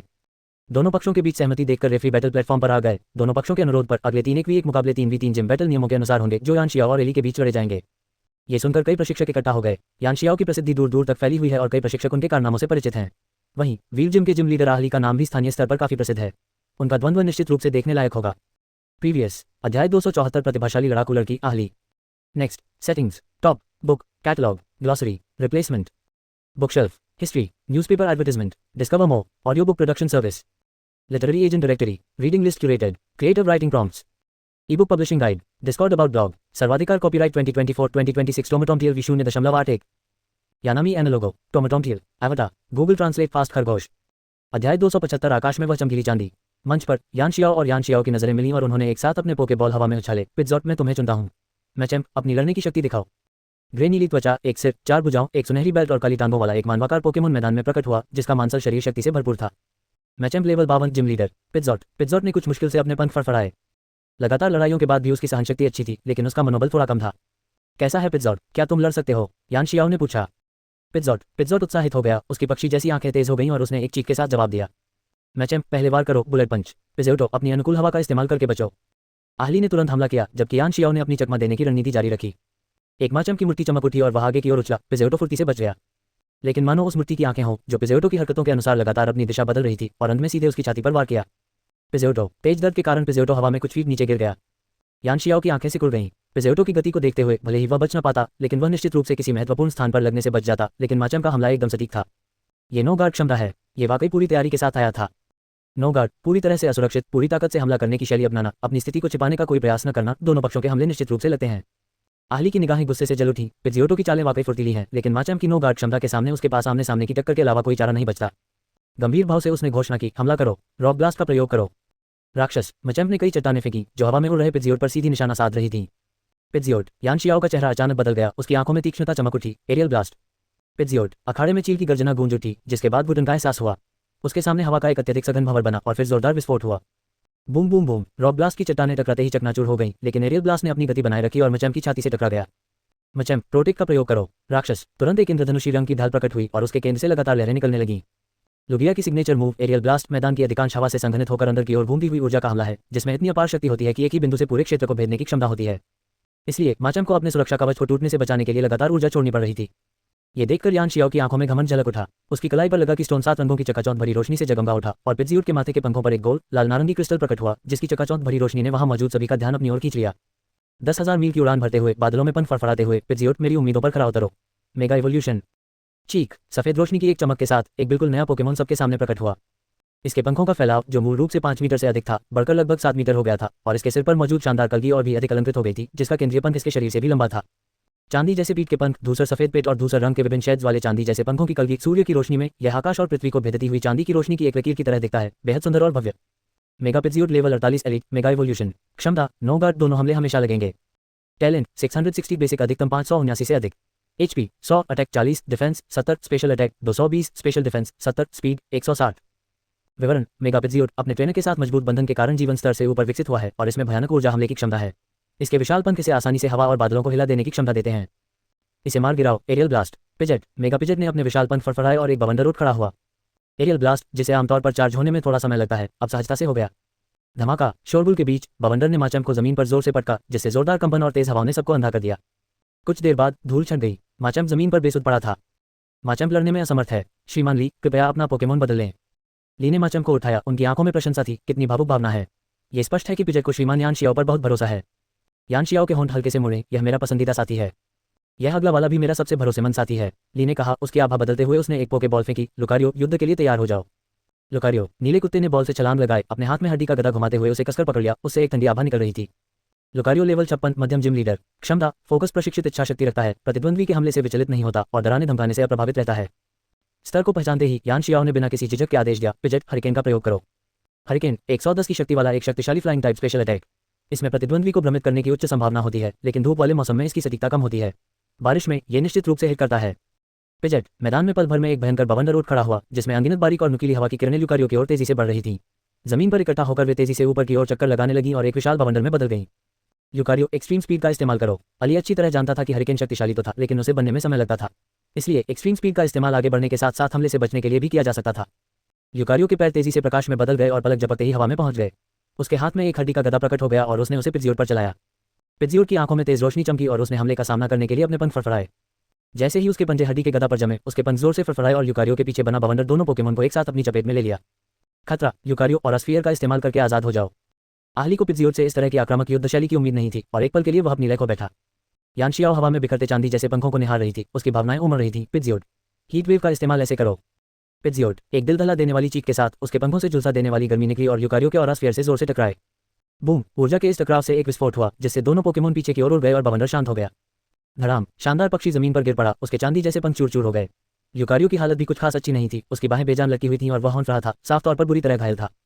पिज्जियोट की तेज आंखें मुश्किल से खुली। उसके बाएं पंख पर एक गहरा, हड्डी तक दिखने वाला घाव एक चौंकाने वाला दृश्य था, लेकिन टूटे हुए पंख का दर्द उसकी अद्भुत इच्छा शक्ति को छिपा नहीं सका। पिजेट। वह लड़खड़ाते हुए खड़ा हुआ। हवा की धाराएं एक बार फिर उसके चारों ओर चक्कर लगाने लगी। यान शियाओ ने अपनी मुट्ठियां भींच लीं, उसकी आंखों में पिजेट जैसी ही लड़ने की भावना और घमंड झलक रहा था। ये चील, एक शिकारी पक्षी, बादलों को भेदने जितनी तेज दृष्टि रखती है और उसके पंजे और चोंच किसी भी जानवर को पकड़ने में सक्षम है। एक मामूली नीला कुत्ता भला इसका मुकाबला कैसे कर सकता है। बस। यान शियाओ की कलाई पर मौजूद फ्लाइंग टाइप का जेड क्रिस्टल अचानक सुनहरी रोशनी से जगमगा उठा, जिससे अखाड़े के ऊपर का आकाश गहरा हो गया और आसपास के अखाड़ों में मौजूद प्रशिक्षकों का ध्यान उसकी ओर आकर्षित हो गया। हे। यान शियाओ के होठों पर मुस्कान आ गई। दोस्त, एक बार कोशिश करना चाहते हो? पिजेट। पिजेट ने सिर हिलाया, उसकी कलगी फड़फड़ाने लगी। ठीक है, यान शियाओ बोला। अचानक उसकी बाहें आपस में जुड़ गईं, उसके कंधन चमक उठे। ये है हमारा पूरी ताकत वाला हमला। Rapid dive, mighty crash. चीख। पिज्जियोट के पंख जोर से फड़फड़ाए, आसमान में चांदी की एक तेज लकीर चमक उठी। एरी की आंखें सिकुड़ गईं। लुकारियो, प्रोटेक्ट का इस्तेमाल करो। शब्द पूरे होने से पहले ही एक जोरदार धमाका हुआ और चांदी की रोशनी से घिरा विशाल चील गरजता हुआ अंदर आ गया। उसमें अभी भी वही निडर रवैया, वही अदम्य गति और वही चकाचौंध भरी चांदी की रोशनी थी। धमाका! एक जोरदार झटका पूरे अखाड़े में फैल गया, जिससे दर्शक इधर उधर गिर पड़े और यहाँ तक कि रिंग को भी नुकसान पहुंचा, जिससे जमीन जोर से कांप उठी। काफी देर बाद तूफान शांत हुआ और सभी को आखिरकार स्थिति साफ दिखाई देने लगी। पित्जियोर जमीन पर लेटा हुआ था, लेकिन उसकी गर्दन अभी भी ऊपर उठी हुई थी। दूसरी ओर घावों से लथपथ यूकारियो चारों पैरों पर लड़खड़ाते हुए खड़ा होने की कोशिश कर रहा था। यूकारियो, अचानक उसकी पकड़ ढीली पड़ गई और वह बेहोश होकर जमीन पर गिर पड़ा। ये देखकर पित्जियोर ने राहत की सांस ली और अपनी आंखें बंद कर लीं। वह जीत गया था, लगातार 2 लेवल पार कर लिए। प्रीवियस अध्याय 275 आकाश में वह चमकीली चांदी। Next settings top book catalogue glossary replacement bookshelf history newspaper advertisement discover more reading list curated novel writing software book review service E book publishing guide urban youth novels agent filler novels Discord about blog सर्वाधिकार copyright 2024-2026 टोमाटोमटियल Vishu ने 0.81 यानामी एनालोगो टोमाटोमटियल iota Google translate fast खरगोश अध्याय 276 दोहरा कमजोर करने वाला helmet क्षति उत्पादन प्रति अटैक से कम था। डिंग उच्च स्तर के प्रतिद्वंद्वी के खिलाफ लड़ाई में जीत 30 सार्वभौमिक प्रतिभान प्राप्त हुए। पित्जियोर का स्तर बढ़ गया है, आप प्रतिभान का आवंटित करना जारी रख सकते हैं। यान शियाओ अखाड़े में दाखिल हुआ और पित्जियोर को उठने में मदद की। धन्यवाद पित्जियोर। पित्जियोर ने उसके गाल को सहलाया, उसकी आंखों में गहरा विश्वास झलक रहा था। मेगा इवोल्यूशन और जेड फोर्स से बने बंधन ने अपने प्रशिक्षक के प्रति उसके स्नेह को और गहरा कर दिया है। लो तुम्हारा इनाम। यान शियाओ ने अपना हाथ आगे बढ़ाया, जिस पर एक रेयर कैंडी रखी थी। पित्जियोर ने उसे पूरा निगल लिया, स्वादिष्ट स्वाद से उसकी आंखें सिकुड़ गईं। डिंग पित्जियोर ने एक रेयर कैंडी खाए, उसका स्तर 50 हो गया और उसने स्ट्रेंज विंड और स्वैगर जैसे नए मूव सीख लिए। पित्जियोर का मित्रता स्तर अधिकतम हो गया है और उसने रिटर्न नामक विशेष चाल सीख ली है और उसमें महारत हासिल कर ली है। यान शियाओ ने अपना सिर हिलाते हुए पित्जियोर को 20 विशेष आक्रमण प्रतिभान भी दिए, जिससे उसका कुल विशेष आक्रमण 180 हो गया और उसका कुल विशेष आक्रमण 580 हो गया। ये देखकर लाइव स्ट्रीम चैट टिप्पणियों से भर गई। वाह टीचर यान का पित्जियोर कितना शानदार है। सच में एक गौरैया एक झींगुर को खा जाती है। टीचर यान, क्या मैं आपके पित्जियोर पर सवारी कर सकता हूँ? तर्जनी उंगली से इशारा करते हुए .jpg। हिस, क्या आपका पित्जियोर सच में गंभीर है? मजेदार, हमेशा ऐसे पुरुष प्रशंसक होते हैं जो टीचर यान पर गंदगी फेंकना चाहते हैं। उद्धरण चिन्ह उद्धरण चिन्ह। अखाड़े में अली ने अपना तीसरा पोके बॉल निकाला। मैंने कभी उम्मीद नहीं की थी कि एक ही लड़ाई में जेड मूव और मेगा इवोल्यूशन दोनों देखने को मिलेंगे। यह अद्भुत है। हालांकि जब से मैं जिम लीडर बना हूं, मैं पूरी लगन और ईमानदारी से काम कर रहा हूं। तो लड़ाई तो अभी शुरू हुई है। यान शियाओ, हाँ, मेरा साथी भी शुरू करने के लिए बेताब है। तो जैसे चाहो हमला करो श्रीमान यान शियाओ, शुरू हो जाओ। मैं भी यही सोच रहा हूँ। उनकी नजरें हवा में मिली और उनका लड़ने का जज्बा जाग उठा। अगले ही पल लग्जरी बॉल और रेड व्हाइट बॉल एक साथ फेंकी गई। जाओ चालाहानुग्लू। ईवी, मैं तुम्हें चुनता हूँ। रोशनी फीकी पड़ गई और मैदान पर एक गुलाबी मानवाकार पोकेमोन प्रकट हुआ। मैरिचम लेवल 54 मध्यवर्ती जिम लीडर। मैरिचम और मैं मार्शल के समय से ही साथ साथ ट्रैकिंग और ध्यान करते आ रहे हैं और अब 3 साल हो गए हैं। श्री यान शियाओ, आप और पित्जियोर के बीच का रिश्ता देखकर मुझे प्रेरणा मिली है, इसलिए। मैरिचम। आहली ने अपनी जेब से एक चमकता हुआ कीस्टोन निकाला। ये हमारे परिश्रम का फल साबित करे। Mega evolution. चारे मैरिचम को इंद्रधनुषी रोशनी ने घेर लिया और मेगा इवोल्यूशन के अनूठे कंपन से यान शियाओ के कपड़े हिलने लगे। कुछ ही क्षणों में रोशनी छट गई और सबके सामने एक बिल्कुल नया पोकेमोन प्रकट हुआ। अपने मूल रूप की तुलना में मेगा मैरिचम ऐसा लग रहा था मानो उसने सफेद स्कार्फ और टोपी पहन रखी हो, उसके पीछे 4 सफेद रिबन लहरा रहे हों, उसकी कलाई पर 2 सुनहरी अंगूठियां हों और उसके अंग पहले से कहीं अधिक मोटे हों। दिलचस्प। यान शियाओ के होठों पर मुस्कान आ गई। यह उन कुछ मेगा इवॉल्व विरोधियों में से एक था जिनसे उसका सामना हुआ था। अपनी नोटबुक निकाल लो, आज मैं तुम्हें शारीरिक हमलावरों से निपटने की एक चालाक रणनीति सिखाऊंगा। लाइव स्ट्रीम में मौजूद दर्शक उसकी बातें सुनकर उत्साह से भर उठे। टीचर यान द्वारा डरावना कहा जाना, ये तो कमाल की रणनीति है। धतेरे की, मैंने तो क्लास में कभी नोट्स नहीं लिए, लेकिन टीचर यान की क्लास में तो मैं नोटबुक निकालने के लिए बेताब था। उद्धरण चिन्ह अल्पविराम उद्धरण चिन्ह। आहली ने मुट्ठी भींची और आगे की ओर घुमाई। मैरिचम पहले वार करे, हाई फाइव। चांप। मैरिचम एक कदम आगे बढ़ा, उसकी ऊर्जा हथेली पहले से ही इकट्ठा हो रही थी। ईवी, फोरसाइट का इस्तेमाल करो। छोटा लोमड़ी फुर्ती से पीछे हट गया, फिर उसकी पूंछ ने मैरिचम की कलाई पर वार किया और हाई फाइव को रोक दिया। अब समय आ गया है, चांप का इस्तेमाल करो। ईवी के कान फड़फड़ाए, उसकी बड़ी बड़ी चमकदार आंखें झपकी और पलक झपकाते ही उसकी आंख के कोने से एक लाल दिल निकला जो सीधे मैरिचम के माथे पर लगा। चांप प्रतिद्वंदी के आक्रमण को 2 चरणों तक कम करता है। अली ने भौहें चढ़ाकर तुरंत अपना अंतिम आक्रमण किया। हाई किक का प्रयोग करो। यान शियाओ की आवाज लगभग उसी समय सुनाई दी। राउंड आई का प्रयोग करो। चार्ले। बुरे ने धीमी सी गुर्राहट निकाली और जैसे तीर म्यान से निकलता है, हाई किक पलक झपकते ही आ गई। हालांकि पहले से सक्रिय हो चुकी राउंड आई ने ईवे की रक्षा की। ईवे की प्यारी सी निगाहों में उसका आक्रमण स्तर एक अंक कम हो गया और उसकी आक्रमण गति थोड़ी धीमी हो गई। धड़ाम। हाई किक सीधे ईवे की छाती पर लगी, लेकिन प्रहार के क्षण ही ईवे के शरीर के अंदर एक उभरा हुआ हेलमेट दिखाई दिया। दोनों पोकेमोन तुरंत अलग हो गए। ईवे ने अपने फर को झटका दिया, वह पूरी तरह से सुरक्षित लग रही थी, जबकि बुरे का घुटना थोड़ा काम गया, उसे काफी झटका लगा था। उद्धरण चिन्ह प्रश्नवाचक चिन्ह प्रश्नवाचक चिन्ह प्रश्नवाचक चिन्ह उद्धरण चिन्ह। ये देखकर लाइव स्ट्रीम चैट में सवालों की बाढ़ आ गई। असंभव, मुझे तो बिल्कुल यकीन ही नहीं हो रहा। ईवी बम्बी हेलमेट पहन सकती है? ये किस तरह का अजीबोगरीब मूव सेट है? फोरसाइट जोड़ चाम जोड़ राउंड आइज, ये तो बस एक बेकार की नफ है ना? फिजिकल अटैकर्स का बुरा सपना बम्बी हेलमेट डॉग। समझ गया, हेलमेट सच में कमाल का है। हंसते हुए उद्धरण चिन्ह उद्धरण चिन्ह। मैदान पर एली के होंठ हल्के से फड़फड़ाए, लेकिन इस स्थिति में वो हिचकिचाती नहीं। उसने अपना हाथ नीचे किया। मैरिचम और स्फीयर का इस्तेमाल करो। क्योंकि नजदीकी हमले काम नहीं करेंगे, तो दूर से हमला करना ही सही रहेगा। सावधान। चमकता हुआ और स्फीयर अंतरिक्ष में तेजी से आगे बढ़ा और तुरंत ईवी के सामने आ पहुंचा। यान शियाओ ने आत्मविश्वास से कहा, मैं तुम्हें पहले से चेतावनी देना भूल गया था। मेरी ईवे कोई आम ईवे नहीं है। इतना कहकर उसने अचानक आदेश दिया, ईवे और सर्च का इस्तेमाल करो। ईवे ई छोटे लोमड़ी ने एक प्यारी सी आवाज निकाली और उसके चारों ओर एक गुलाबी बैंगनी ऊर्जा कवच बन गया जो तेजी से फैलते हुए एक शक्तिशाली मानसिक आभा छोड़ गया और मेडिचम की ओर बढ़ गया। बैंग और अस्फीयर मेडिचम के सामने मौजूद आभा कवच से टकराया, लेकिन इसका कोई खास असर नहीं हुआ। इसके बजाय मेडिचम बुरी तरह घायल होकर उस तूफान में लड़खड़ाता हुआ चला गया। और सर्ज ईवे का विशेष साथी हमला मानसिक प्रकार का विशेष आक्रमण 90 शक्ति क्षति पहुंचाता है और उपयोगकर्ता के क्षेत्र में एक प्रकाश स्क्रीन बनाता है। यह हमला यान शियाओ ने ईवे को तब सिखाया था जब उसने मानसिक प्रकार के जादुई पत्थर को मिमिक्री स्पेस में रखा था। इस स्थिति में स्पेशल अटैक में पहले से ही कमजोर मेडिचम ईवे पर प्रभावी ढंग से हमला करने का कोई मौका ही नहीं बचा पाया। हालांकि एली ने आत्म सुझाव से मेडिचम के कमजोर अटैक को बहाल कर दिया, फिर यान शियाओ ने उसी तरीके से उसका मुकाबला किया, सी थ्रू जोर चाम जोर राउंड आइस, जिसके परिणामस्वरूप एक दर्दनाक मुकाबला हुआ। हर बार यही होता था। चलो इसे खत्म करते हैं एक बार और। वूश ईवे एक और साइकिक स्टॉर्म हमले से मेडिचम वहीं हार गया। इस प्रकार यान शियाओ ने बैटल रूलेट चुनौती का दूसरा दौर और वीर जिम की लड़ाई एक साथ पूरी कर ली। हालांकि अब चैट में ज्यादातर चर्चा उसके ईवे पर केंद्रित थी। अगर मैं गलत नहीं हूं तो उस मूव में लाइट स्क्रीन का प्रभाव हो सकता है। पार्टनर ईवे, मुझे लगता है मैंने इसके बारे में किसी पुरानी किताब में पढ़ा है। ऐसा लगता है कि इसके लिए ट्रेनर के साथ एक मजबूत बंधन और एक बहुत शक्तिशाली पार्टनर मूव की आवश्यकता होती है। अहम टीचर यान, क्या आपके ईवे को साथी की जरूरत है? मुझे बस एक पोकेमोन अंडा चाहिए। ऊपर वाला तो सच में साजिश रच रहा है, मुझे तो यहाँ मुर्गियों की बांग भी सुनाई नहीं दे रही। मुर्गियों की बांग, सावधान, सच में, हे ईवे का साथी बनूं, मैं तैयार हूँ, मैं साइन अप करता हूँ। मेरे टेडपोल तो कमाल के हैं। अद्भुत, मुझे टीचर यान का लाइव स्ट्रीम बहुत पसंद था, अब तो और भी ज्यादा पसंद है। उद्धरण चिन्ह डॉट डॉट डॉट उद्धरण चिन्ह जारी रहेगा। पुनश्च मेरा डेटा लगभग आधा हो गया है, इसलिए अगर आपको ये किताब पसंद आई हो तो कृपया मुझे हर दिन 3 प्यार भरे दान भेजना न भूलें। मैं इस अध्याय को देर रात तक कड़ाके की ठंड में लैपटॉप पकड़े हुए जागते हुए लिख रहा था। मैं दिल से उम्मीद करता हूं कि आप सभी मेरा समर्थन करेंगे। कृपया प्रीवियस अध्याय 276 दोहरा कमजोर करने वाला हेलमेट क्षति उत्पादन प्रति अटैक से कम था। Next settings top book catalogue glossary replacement bookshelf history newspaper advertisement discover more ebook publishing guide novel writing courses novel writing software fan fiction writing tools audio book production service Discord about blog सर्वाधिकार copyright 2024-2026 टोमेटोमटियल V 0.8 यानामी एनालोगो टोमेटोमटियल एवटा Google translate fast खरगोश अध्याय 277 शिक्षक यान के लंबे समय से बिछड़े जैविक पिता। वाह क्या शानदार रणनीति है, लगता है मुझे अभी और कड़ी मेहनत करनी होगी। अली आगे बढ़ी, यान शियाओ को प्रणाम किया और उन्हें वेलगेट जिम से मिला पेविंग स्टोन बैज सौंप दिया। आपके मार्गदर्शन के लिए धन्यवाद मिस अली। यान शियाओ ने बैज को अपने बैज बॉक्स में रख दिया और उनके कान में सिस्टम नोटिफिकेशन बार बार बजने लगा। डिंग, उच्च स्तरीय प्रतिद्वंद्वी के खिलाफ चुनौती पूरी हुई। ईवे का स्तर बढ़ गया है और आप टैलेंट पॉइंट्स आवंटित करना जारी रख सकते हैं। मुख्य क्वेस्ट सिनो जिम चैलेंजर ने वेलगेट जिम को सफलतापूर्वक चुनौती दी, जिससे 30 मास्टर पॉइंट्स और टीएम ब्रिक ब्रेक और ब्लास्ट पंच प्राप्त हुए। दोनों टीएम काफी उपयोगी थे, इसलिए उन्होंने उन्हें क्रमशः स्लेकिंग और उर्सारिन को आवंटित कर दिया। वैसे यान शियाओ ने ईवे के अटैक और स्पेशल अटैक दोनों में 10-10 पॉइंट्स भी आवंटित किए, जिससे उसका अटैक और स्पेशल अटैक टैलेंट 120 हो गया और कुल टैलेंट्स को 640 हो गया। 2 राउंड की लड़ाइयों के बाद यान शियाओ ने लगातार 14 गेम जीते और उसका बीपी 100 से ऊपर हो गया। उसने आगे चुनौती देने का इरादा छोड़ दिया और थोड़ी देर आराम करने का फैसला किया। कई प्रशिक्षकों की निगाहों के बीच वह सोफे पर बैठ गया। जैसे ही उसने अपना गहरा हरा पोकेमोन अंडा निकाला और उस पर सीरम की 2 परतें लगाईं, तभी उसके सिर के पिछले हिस्से पर 2 कोमल गर्म स्पर्श महसूस हुए। एक नन्ही सी कोमल हथेली ने उसकी आंखें ढक ली। अंदाजा लगाओ मैं कौन हूं? क्या वो प्यारी पत्नी है जिसने कल मेरे साथ जंगल में मेंढक के बच्चे गिने थे जब तक कि उसका पेट भर नहीं गया? अरे मैं तुम्हारे साथ जंगल में नहीं गई थी। उस मोटी लड़की ने तुरंत यान शियाओ को छोड़ दिया, अपनी बाहें मुड़ी और उसके बगल में बैठ गई। उसका प्यारा सा शर्मीला चेहरा बेहद मनमोहक था। यान शियाओ मुस्कुराया, तुम अचानक मुझसे मिलने क्यों आए? क्या तुम्हारे मैच खत्म हो गए? हाँ, हालांकि 21 लड़ाइयां थोड़ी चुनौतीपूर्ण हैं, लेकिन मिल्टन के इस तरह की लगातार लड़ाइयों के लिए बिल्कुल उपयुक्त है। यान शियाओ ने गहरी सहमति जताते हुए सिर हिलाया। वास्तव में राउंड और रोल आउट का संयोजन इतनी लंबी लड़ाइयों में अत्यधिक प्रतिरोधक क्षमता और कौशल शक्ति प्रदान करता है। खासकर इसलिए क्योंकि मिल्टन के पास ड्रिंक मिल्क और हील बेल जैसी रिकवरी स्किल्स भी हैं। इसकी निरंतर युद्ध क्षमता ब्लिसी के बराबर है। प्रिय, मैं आपको बता दूं, मिल्टन ने अभी कमाल कर दिया।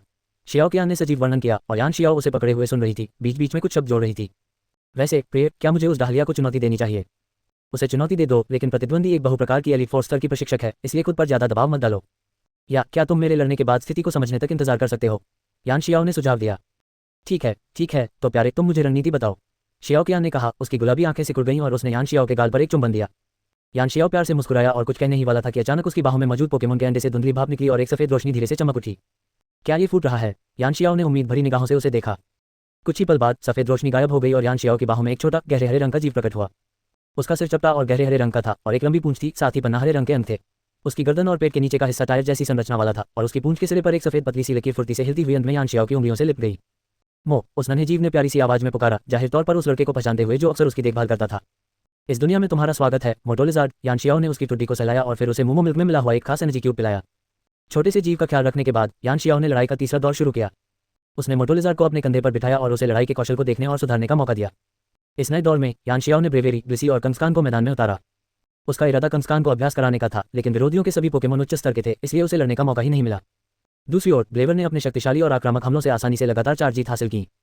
इंटिमिडेट क्षमता वाले ग्याराडोस के खिलाफ लड़ाई में उसने अपनी डिफिएंट क्षमता का भी इस्तेमाल किया और उसे वहीं हरा दिया। लाइव स्ट्रीम देख रहे दर्शकों ने मजाक में ब्रेवियरी को आतंकवाद विरोधी चील कहना शुरू कर दिया। फिर यान शियाओ ने ब्लिसी को चुना और सिकुड़ने और अंडे देने की रणनीति अपनाते हुए तुरंत ही एक लंबी और जोरदार लड़ाई की नींव रख दी। विरोधी पोकेमोन पर एक भी वार नहीं हुआ और वह अपने हमलों से थक गया। इसके बाद सब्स्टिट्यूट डिफेंड पॉइजन की रणनीति का इस्तेमाल करते हुए ब्लिसी ने एक और जीत हासिल की और यान शियाओ की जीत का सिलसिला 6 मैचों तक पहुंच गया। कुछ पल के लिए देखने वाले किसी भी ट्रेनर ने उसे चुनौती देने की हिम्मत नहीं की। मंच पर मौजूद टीचर यान का पहनावा बेहद गंदा था। तभी अचानक एक सुनहरे बालों वाले लड़के ने शिकायत की, क्या हो रहा है? इस स्थिति में अगर कोई चुनौती नहीं देता तो जुर्माना तो लगना ही चाहिए। उसने नारंगी और सफेद धारीदार टी शर्ट, लंबी पैंट, चमड़े के जूते और एक क्रॉस बॉडी बैग पहना हुआ था और उसने जुर्माना शब्द ऐसे बोला जैसे यह उसके लिए सबसे स्वाभाविक बात हो। यान शियाओ ने लड़के को देखते ही पहचान लिया, अशुन। गेम्स में वह नायक का प्रतिद्वंद्वी था जो उसी शहर में पला बड़ा था जहां नायक पला बड़ा था, ठीक वैसे ही जैसे एमरल्ड में और यो का रिश्ता था।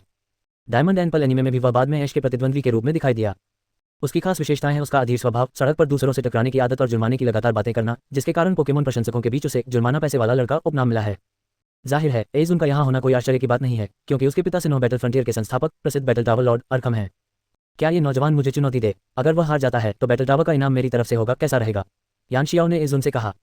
क्या ये संभव भी है? एजुन ने भौहें चढ़ाते हुए बिना किसी झिझक के सहमति जताई, जरूर चलो। उसने अपना पोके बॉल निकाला और बैटल प्लेटफॉर्म पर कदम रखा। रेफरी ने व्हील पर स्विच दबाया और बैटल प्लेटफॉर्म की दूरी पर स्थित बड़ी स्क्रीन स्क्रॉल होने लगी और अंत में अपनी पसंद का आइटम चुने विकल्प पर आकर रुक गई। अगले मुकाबले में दोनों प्रतिभागियों को बेतरतीब ढंग से 5-5 आइटम दिए जाएंगे। प्रत्येक प्रतिभागी अपने पोकेमोन को मुकाबले के लिए लेस करने के लिए एक आइटम चुन सकता है। कृपया अभी अपने आइटम चुनें। 2 कर्मचारी 5 आइटम में से एक आइटम लेकर मंच पर आए। यान शियाओ के पास ये आइटम थे, red card, escape backpack, toxic orb, burning orb और किंग्स टोकन। अजुन के पास ये आइटम थे, life orb, leftovers, berry, assault vest और बम्पी हेलमेट। ... यान शियाओ चुप हो गया। भले ही सामने वाला बैटल टावर लॉर्ड का बेटा हो, लेकिन ये खुला पक्षपात अस्वीकार्य है ना? एक मुकाबले में उसका रेड कार्ड और एस्केप पैक पूरी तरह बेकार थे और टॉक्सिक ऑर्ब और बर्निंग ऑर्ब से उसे सिर्फ नुकसान ही मिल रहा था। दूसरी तरफ उसका हर आइटम बेहद उपयोगी था। लाइव स्ट्रीम में मौजूद दर्शक इस दृश्य पर हंस पड़े। टीचर यान, ठीक है, तुम ऐसे खेल रहे हो, है ना? 5 आइटम, 4 बेकार और किंग टोकन का ट्रिगर रेट बेहद कम है। गलत, बिल्कुल गलत। कोई आइटम बेकार नहीं होता, सिर्फ ट्रेनर होते हैं जिन्हें उनका इस्तेमाल करना नहीं आता, समझे? हमेशा की तरह टीचर यान निशाने पर हैं। मैंने तुरंत सूरजमुखी के बीजों का एक बड़ा थैला निकाला और तमाशा देखने बैठ गया। डॉग टीचर यान का screenshot Subway old man .jpg। देखो भाइयों, मुझे टीचर यान का बिछड़ा हुआ बाप मिल गया। चेहरा बिल्कुल एक जैसा है। उद्धरण चिन्ह अल्पविराम उद्धरण चिन्ह। प्रीवियस अध्याय 277 शिक्षक यान के लंबे समय से बिछड़े जैविक पिता। Next settings, top, book, catalogue, glossary, replacement, bookshelf, history, newspaper advertisement, discover more, reading list curated, ebook publishing guide, literary agent directory, fanfiction writing tools, Discord about blog, सर्वाधिकार कॉपीराइट 2024-2026 टोमेटोमटियल V0.1 यानामी एनालोगो टोमेटोमटियल एवटा गूगल ट्रांसलेट फास्ट खरगोश अध्याय 278 दरवाजा खोलो। मैं शिष्टाचार का बहुत ध्यान रखता हूँ। यान शियाओ को अभी तक कोई आइटम न चुनते देख रेफरी ने आग्रह किया, यान शियाओ कृपया जल्द से जल्द अपना आइटम चुन लें। सच में तुम इतने धीमे कैसे हो सकते हो? मैं 10 लाख का जुर्माना लगाने का सुझाव देता हूँ, एशुन ने कहा। यान शियाओ की नजर राजा के टोकन पर पड़ी और उसने ऊपर देखते हुए कहा, क्यों ना हम एक और शर्त लगा लें? हारने वाले पर 10 लाख का जुर्माना लगेगा। उसने एक पोके बॉल फेंकी, मैं इस उच्च स्तरीय कांस्कान का इस्तेमाल करूंगा, कैसा रहेगा? एशुन पहली बात सुनकर मना करने ही वाला था, लेकिन कांस्कान को देखकर उसे आत्मविश्वास मिला। ठीक है, मैं इसे स्वीकार करता हूँ। गर्र, कांस्कान ने अपनी आंखें सिकुड़ी, उसे यह अपमान बिल्कुल पसंद नहीं आया। यान शियाओ ने हल्की सी मुस्कान बिखेरी और राजा का टोकन कांस्कान को सौंप दिया, जबकि एशुन ने भी अपने पोकेमोन एक काले और नीले रंग के पेंगुइन को भेजा, जिसके शरीर पर नीले स्टील की सजावट थी। उसके सिर पर 3 सींग सोने के मुकुट जैसे लग रहे थे। एमेरा लेवल 47 एलीट हाई। एमेरा सम्राट पोकेमोन, जल स्टील प्रकार का, जिसे प्राचीन काल में लहरों का स्वामी कहा जाता था। ये जेट स्की के बराबर गति से तैर सकता है। इसके पंखों के नुकीले किनारे तैरती हुई बर्फ को आसानी से काट सकते हैं, जिससे ये रोटो नामक उत्कृष्ट हथियार का मुकाबला कर सकता है। एमेरा पहले हमला करो, वैक्यूम वेव का प्रयोग करो। वैक्यूम वेव 40 की शक्ति वाला एक फाइटिंग टाइप स्पेशल अटैक। यह एक तेज मुक्के का उपयोग करता है और प्रतिद्वंद्वी से भी तेज गति से इस्तेमाल किया जा सकता है। एशुन ने तुरंत एक त्वरित हमला किया, हालांकि यान शियाओ का आदेश उसी समय गूंज उठा, कांस्कान फेक आउट करो। एमेरा के पंखों के किनारों पर लगे धातुई पंख अभी चमके ही थे कि कांस्कान ने फेक आउट का इस्तेमाल करते हुए तेजी से हमला कर दिया। एक जोरदार थप्पड़ से यान शियाओ ने एम्पोलियन के हाथ में मौजूद वैक्यूम वेव को तितर-बितर कर दिया और ठीक समय पर उसका आदेश आया, फैसिनेट का इस्तेमाल करो। गार्ड, कांस्कान एक पल के लिए झिझका, फिर लापरवाही से एक गुलाबी दिल उछाला जो सीधे एम्पोलियन के माथे पर लगा। वह झटकने की अवस्था से तुरंत फैसिनेट अवस्था में चला गया, उसकी साफ आंखें दिलों में बदल गईं। आह, कितना घिनौना, ऐसी चाल का इस्तेमाल, धिक्कार है। एशुन चिल्लाया, जाग जाओ एम्पोलियन, हाइड्रोपंप का इस्तेमाल करो। लेकिन अपनी दहाड़ के बावजूद एम्पोलियन ने कोई प्रतिक्रिया नहीं दी, बल्कि कांस्कान को स्तब्ध भाव से घूरता रहा। यान शियाओ के होठों पर मुस्कान आ गई। इस्तेमाल करो, लगातार स्टन पंच। लगातार पंच सामान्य प्रकार का शारीरिक हमला, शक्ति 15, प्रतिद्वंद्वी पर मुक्कों की बौछार करता है, 2-5 लगातार मुक्के मारने में सक्षम। स्टन पंच सामान्य प्रकार का शारीरिक हमला, शक्ति 70, प्रतिद्वंद्वी को भ्रमित करने की संभावना के साथ। लगातार स्टन पंच इन दोनों हमलों का संयोजन है, जिसमें लगातार हमले की क्षमता और भ्रम पैदा करने की उच्च संभावना दोनों होती है। गारुतो, एम्पोलियन की निगाहों को और सहन न कर पाने के कारण कांस्कान ने अपनी मुट्ठी उठाई और उसे जोर से नीचे पटका। बैंग बैंग बैंग, कांस्कान के मुक्कों की बौछार से एम्पोलियन की छाती पर धमाकों की एक श्रृंखला सुनाई दी। हर मुक्का उतना शक्तिशाली नहीं था, लेकिन लगातार हमलों की वजह से वे असरदार साबित हुए और इस निरंतर हमले के आगे एम्पोलियन को पीछे हटना पड़ा। एम्पोलियन, जाग जाओ, वाइल्ड अटैक का इस्तेमाल करो। तारांकन रैम्पेज। तारांकन 15 की शक्ति वाला एक सामान्य शारीरिक हमला। यह अपनी नुकीली चोंच और पंजों से हमला करता है और लगातार 2-5 बार कर सकता है। हताशा में आजुन चिल्लाया, रैम्पेज। अमरनापो को थोड़ी देर के लिए होश आया और उसने बेतरतीब ढंग से हमला करना शुरू कर दिया, गलती से कांस्कान के मुक्के को रोक दिया। लेकिन कांस्कान ने फिर से मुक्का मारा। अमरनापो के सिर के ऊपर एक अराजक प्रकाश उठा। उसके पंजे, जो वार करने के लिए थे, गलती से उसके अपने सिर पर जल गए। कांस्कान के मुक्के के नीचे वह भ्रमित अवस्था में गिर पड़ा। धिक्कार है अमरनापो, जलतोप। आजुन फुफकारा। अमरनापो की आंखों में एक पल के लिए स्पष्टता चमकी और उसके मुंह में घनी जल ऊर्जा संघनित हो गई। बूम! इससे पहले कि वह जलतोप चला पाता, मुक्कों की बौछार फिर से होने लगी। कांस्कान के सिर के ऊपर एक मुकुट प्रकट हुआ और अमरनापो की आंखों में भय की एक झलक दिखाई दी। जलतोप पानी से बाहर निकलने से पहले ही गायब हो गई। ये देखकर कांगला ने एक और शक्तिशाली मुक्का मारा। बैंग! सम्राट पोकेमोन शक्तिहीन होकर पीछे की ओर गिर पड़ा। उसका शरीर पानी जैसी नीली रोशनी से चमक रहा था, स्पष्ट रूप से मृत्यु के कगार पर था। टॉरेंट क्षमता। स्टार्टर पोकेमोन के लिए विशेष क्षमता। जब एचपी अपनी सीमा के करीब होता है तब सक्रिय होती है। जल प्रकार के हमलों की शक्ति को 50% तक बढ़ा देती है। आजुन, मैं इसकी रिपोर्ट कर रहा हूँ। ये धोखा दे रहा है। इसे जुर्माना मिलना चाहिए, जुर्माना। यान शियाओ के होठों पर मुस्कान आ गई और उसने धीरे से अपना बायां हाथ ऊपर उठाया। उसके मास्टर ब्रेसलेट से सुनहरी रोशनी चमक उठी। उसने सच में धोखा नहीं दिया, लेकिन अगर वह चाहता तो मैं एक छोटा सा चीट कोड इस्तेमाल कर सकता था। कंगाला। यान शियाओ की आंखें अचानक बदल गईं और उसने हाथ जोड़कर कहा, Z move ultimate invincible dash. गारुरू। सुनहरे प्रकाश में नहाया हुआ कंगारू धीरे धीरे अपने शरीर को नीचे झुकाता है, जिससे एक अद्वितीय आभा निकलती है। अगले ही पल वह अपने अंगों से बल लगाता है। वूश! तारांकन बैंग। तारांकन शाही नापो को एक साथ विस्मय और भ्रम की स्थिति में विरोध करने में असमर्थ था और सीधे दूर जा गिरा। अखाड़े की दीवार के किनारे में गहराई से धंस गया, जिससे बारीक दरारें बाहर की ओर फैल गईं। धुआं चढ़ने पर कांस्कान अखाड़े के केंद्र में हौंकता हुआ खड़ा था, जबकि शाही नापो को अब लड़ने में असमर्थ था। लाइव स्ट्रीम चैटअप 666 शानदार के लिए एक चीनी इंटरनेट स्लैंग से भर गई थी। आकर्षित जोड़ भ्रमित जोड़ का सम्राट नापोको की तेरी असामान्य स्थिति उसे पल भर में छोटे भाई नापोको में बदल देती है। मैं बस इतना ही कह सकता हूँ, ये शिक्षक ज्ञान ही हो सकते हैं। राजा के प्रमाण को अनलॉक करने का सही तरीका शिक्षक ज्ञान। बहुत जोर से। मुकुट पहने हुए वह पूरी तरह तैयार है। भ्रमित और डरपोक वह बिल्कुल बेकार है। मुकुट पहने हुए उसे किसी की परवाह नहीं। शिक्षक ज्ञान। माँ, दरवाजा खोलो, मुझे शिष्टाचार का बहुत ख्याल है। उद्धरण चिन्ह उद्धरण चिन्ह। डिंग! अपनी क्षमता से परे युद्ध में जीत 20 सार्वभौमिक प्रतिभा अंक प्राप्त हुए। कांस्कान का स्तर बढ़ा, कौशल दक्षता बढ़ी। प्रतिभा अंक आगे आवंटित किए जा सकते हैं। सिस्टम की आवाज उसके कानों में गूंजी और यान शियाओ अखाड़े में उतरा। 2 ऊर्जा घन निकाले और एक कांस्कान को और दूसरा कांस्कान के बच्चे को दे दिया। गारू, दारा दोनों ने आंखें सिकोड़कर जवाब दिया। इस युद्ध के बाद यान शियाओ के प्रति उनकी पहचान एक नए स्तर पर पहुंच गई। यान शियाओ ने शारीरिक हमले के लिए 20 अंक आवंटित किए, जिससे कांस्कान की शारीरिक हमले की प्रतिभा बढ़कर 160 हो गई, जिससे उसकी कुल प्रतिभा 530 हो गई और उसके शारीरिक बल में भी थोड़ा सुधार हुआ। तभी आजुन गिनते हुए पास आया और बोला, ओम, यान शियाओ, मेरे पास अभी पर्याप्त पैसे नहीं है, लेकिन चिंता मत करो, शर्त तो शर्त है, मैं तुम्हें थोड़ी देर में जरूर चुका दूंगा। यान शियाओ ने हाथ हिलाते हुए कहा, जल्दी नहीं है, मेरे चैलेंज रूलेट के खत्म होने के बाद बात करते हैं। ठीक है, आजुन ने जवाब दिया और यान शियाओ का मैच देखने के लिए एक जगह ढूंढ ली। हालांकि उसने यान शियाओ को चालाक कहा था, लेकिन युद्ध राजा का पुत्र होने के नाते वह रणनीति के महत्व को स्वाभाविक रूप से समझता था, इसलिए शांत होने के बाद उसे वास्तव में यान शियाओ के लिए थोड़ी प्रशंसा महसूस हुई। यान शियाओ और शियाओ के यान एक साथ वर्क स्टेशन पर आए। नमस्ते, हमने 3 राउंड में 21 जीत की लगातार जीत हासिल कर ली है। कृपया मिस डाली को स्मारक डाक टिकट चुनौती शुरू करने के लिए सूचित करें। कोई जरूरत नहीं, मैंने आपका प्रदर्शन देख लिया है, चलिए तुरंत शुरू करते हैं। मंच के पीछे से एक मधुर आवाज आई और सुंदर डाली मंच के पीछे से बाहर आती हुई दिखाई दी।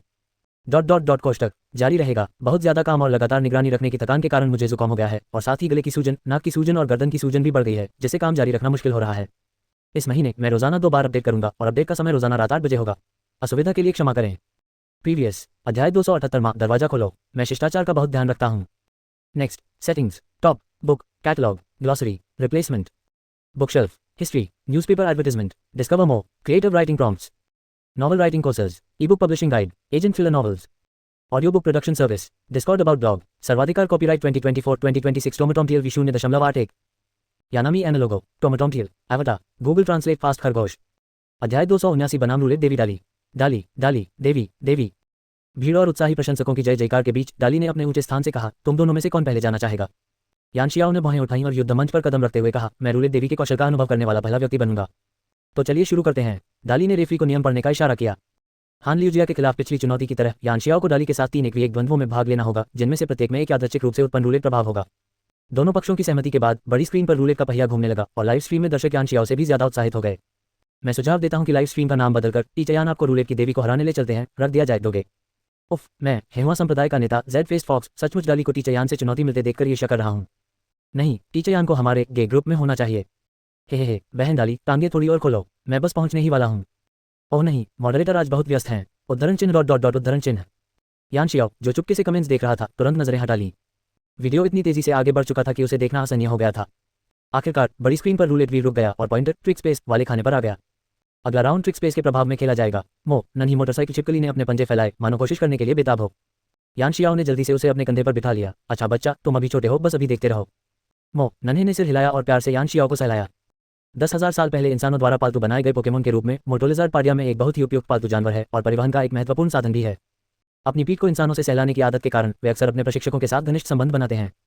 जिन ट्रेनों का अपने पोकेमोन के साथ गहरा रिश्ता होता है वे अक्सर बेहतर प्रदर्शन करती हैं। मैं तो पहले से ही ये देखने के लिए उत्सुक हूं कि इस बार आपके साथी को मैदान में उतारेंगी। डाली ने लाल और सफेद रंग की पोकेबॉल को आगे बढ़ाते हुए कहा। यान शियाओ ने थोड़ा सिर उठाया। कृपया अपना पूरा जोर लगाए मिस डाली। जैसा आप चाहें, कृपया अपने पोकेमोन को एक साथ छोड़िए। रेफरी ने झंडा लहराया और लग्जरी बॉल और लाल और सफेद रंग की पोकेबॉल एक साथ फेंकी गईं। जाओ डेस्कनोया, ओलिव, मैं तुम्हें चुनती हूँ। रोशनी फीकी पड़ गई और एक आंख वाला बिना पैरों वाला भूत दिखाई दिया जिसके शरीर पर पीले रंग के राक्षसी निशान थे। उसके सिर पर पीले रंग का डिस्क एंटीना था और कहा जाता था कि उसके दो बड़े बुरे हाथ आत्माओं को पकड़ने में सक्षम थे। डेस्कनोया लेवल 65 एलिट 4 इंटरमीडिएट क्षमता। प्रेषक जब यह मैदान पर होता है तो विरोधी पोकेमोन को अपनी चालें चलने के लिए अधिक ऊर्जा की आवश्यकता होती है। इससे एक हल्का दबाव और एलिट 4 सदस्य जैसी आभा निकल रही थी जिससे यान शियाओ ने अपनी आंखें सिकोड़ लीं। यह विरोधी एलिट 4 सदस्य के स्तर के करीब था। इसमें कोई आश्चर्य नहीं कि यह बैटल फ्रंटियर जैसे युद्ध क्षेत्र में अपनी जगह बना सकता था। पहले हमला करो ओलिव, लीच सीड का इस्तेमाल करो। डेस्कनोया ताउंट। यान शियाओ ने क्लासिक लीच सीड से शुरुआत करते हुए पहले हमला किया। डाली ने तुरंत प्रतिक्रिया दी और ताउंट से बीच में रोकने की कोशिश की। ओलिविया की जैतून की शाखा चमकी और उससे कई बीज निकले जो डेस्कनोया के शरीर में लिपकर उसमें समा गए। तभी डेस्कनोया ने आखिरकार उसे उकसाया। डाली के चेहरे पर समझदारी के भाव दिखे। डेस्कनोया की गति केवल 45 है जो इसे निस्संदेह एक धीमा पोकेमोन बनाती है और इसीलिए ये ट्रिक रूम में एक शक्तिशाली हमलावर है। लेकिन अब ऐसा लगता है कि यान शियाओ की ओलिविया उससे भी धीमी है, इसीलिए ट्रिक रूम के प्रभाव से उसे बढ़त मिल गई। डाली की झिझक देखकर यान शियाओ ने अपना हमला धीमा कर दिया। लीच सीड्स का प्रभाव सक्रिय होने और डेस्कनोया से हरी रोशनी निकलने के बाद ही उसने आदेश दिया, ओलिविया गीगा ड्रेन। ओलिविया शक्तिशाली खिंचाव ने तुरंत हवा में तैरते हुए डेस्कनोया को अपनी ओर खींच लिया और हरी रोशनी का एक घना गोला फिर से बिखर गया और खिंचाव के साथ ओलिविया के शरीर में समा गया।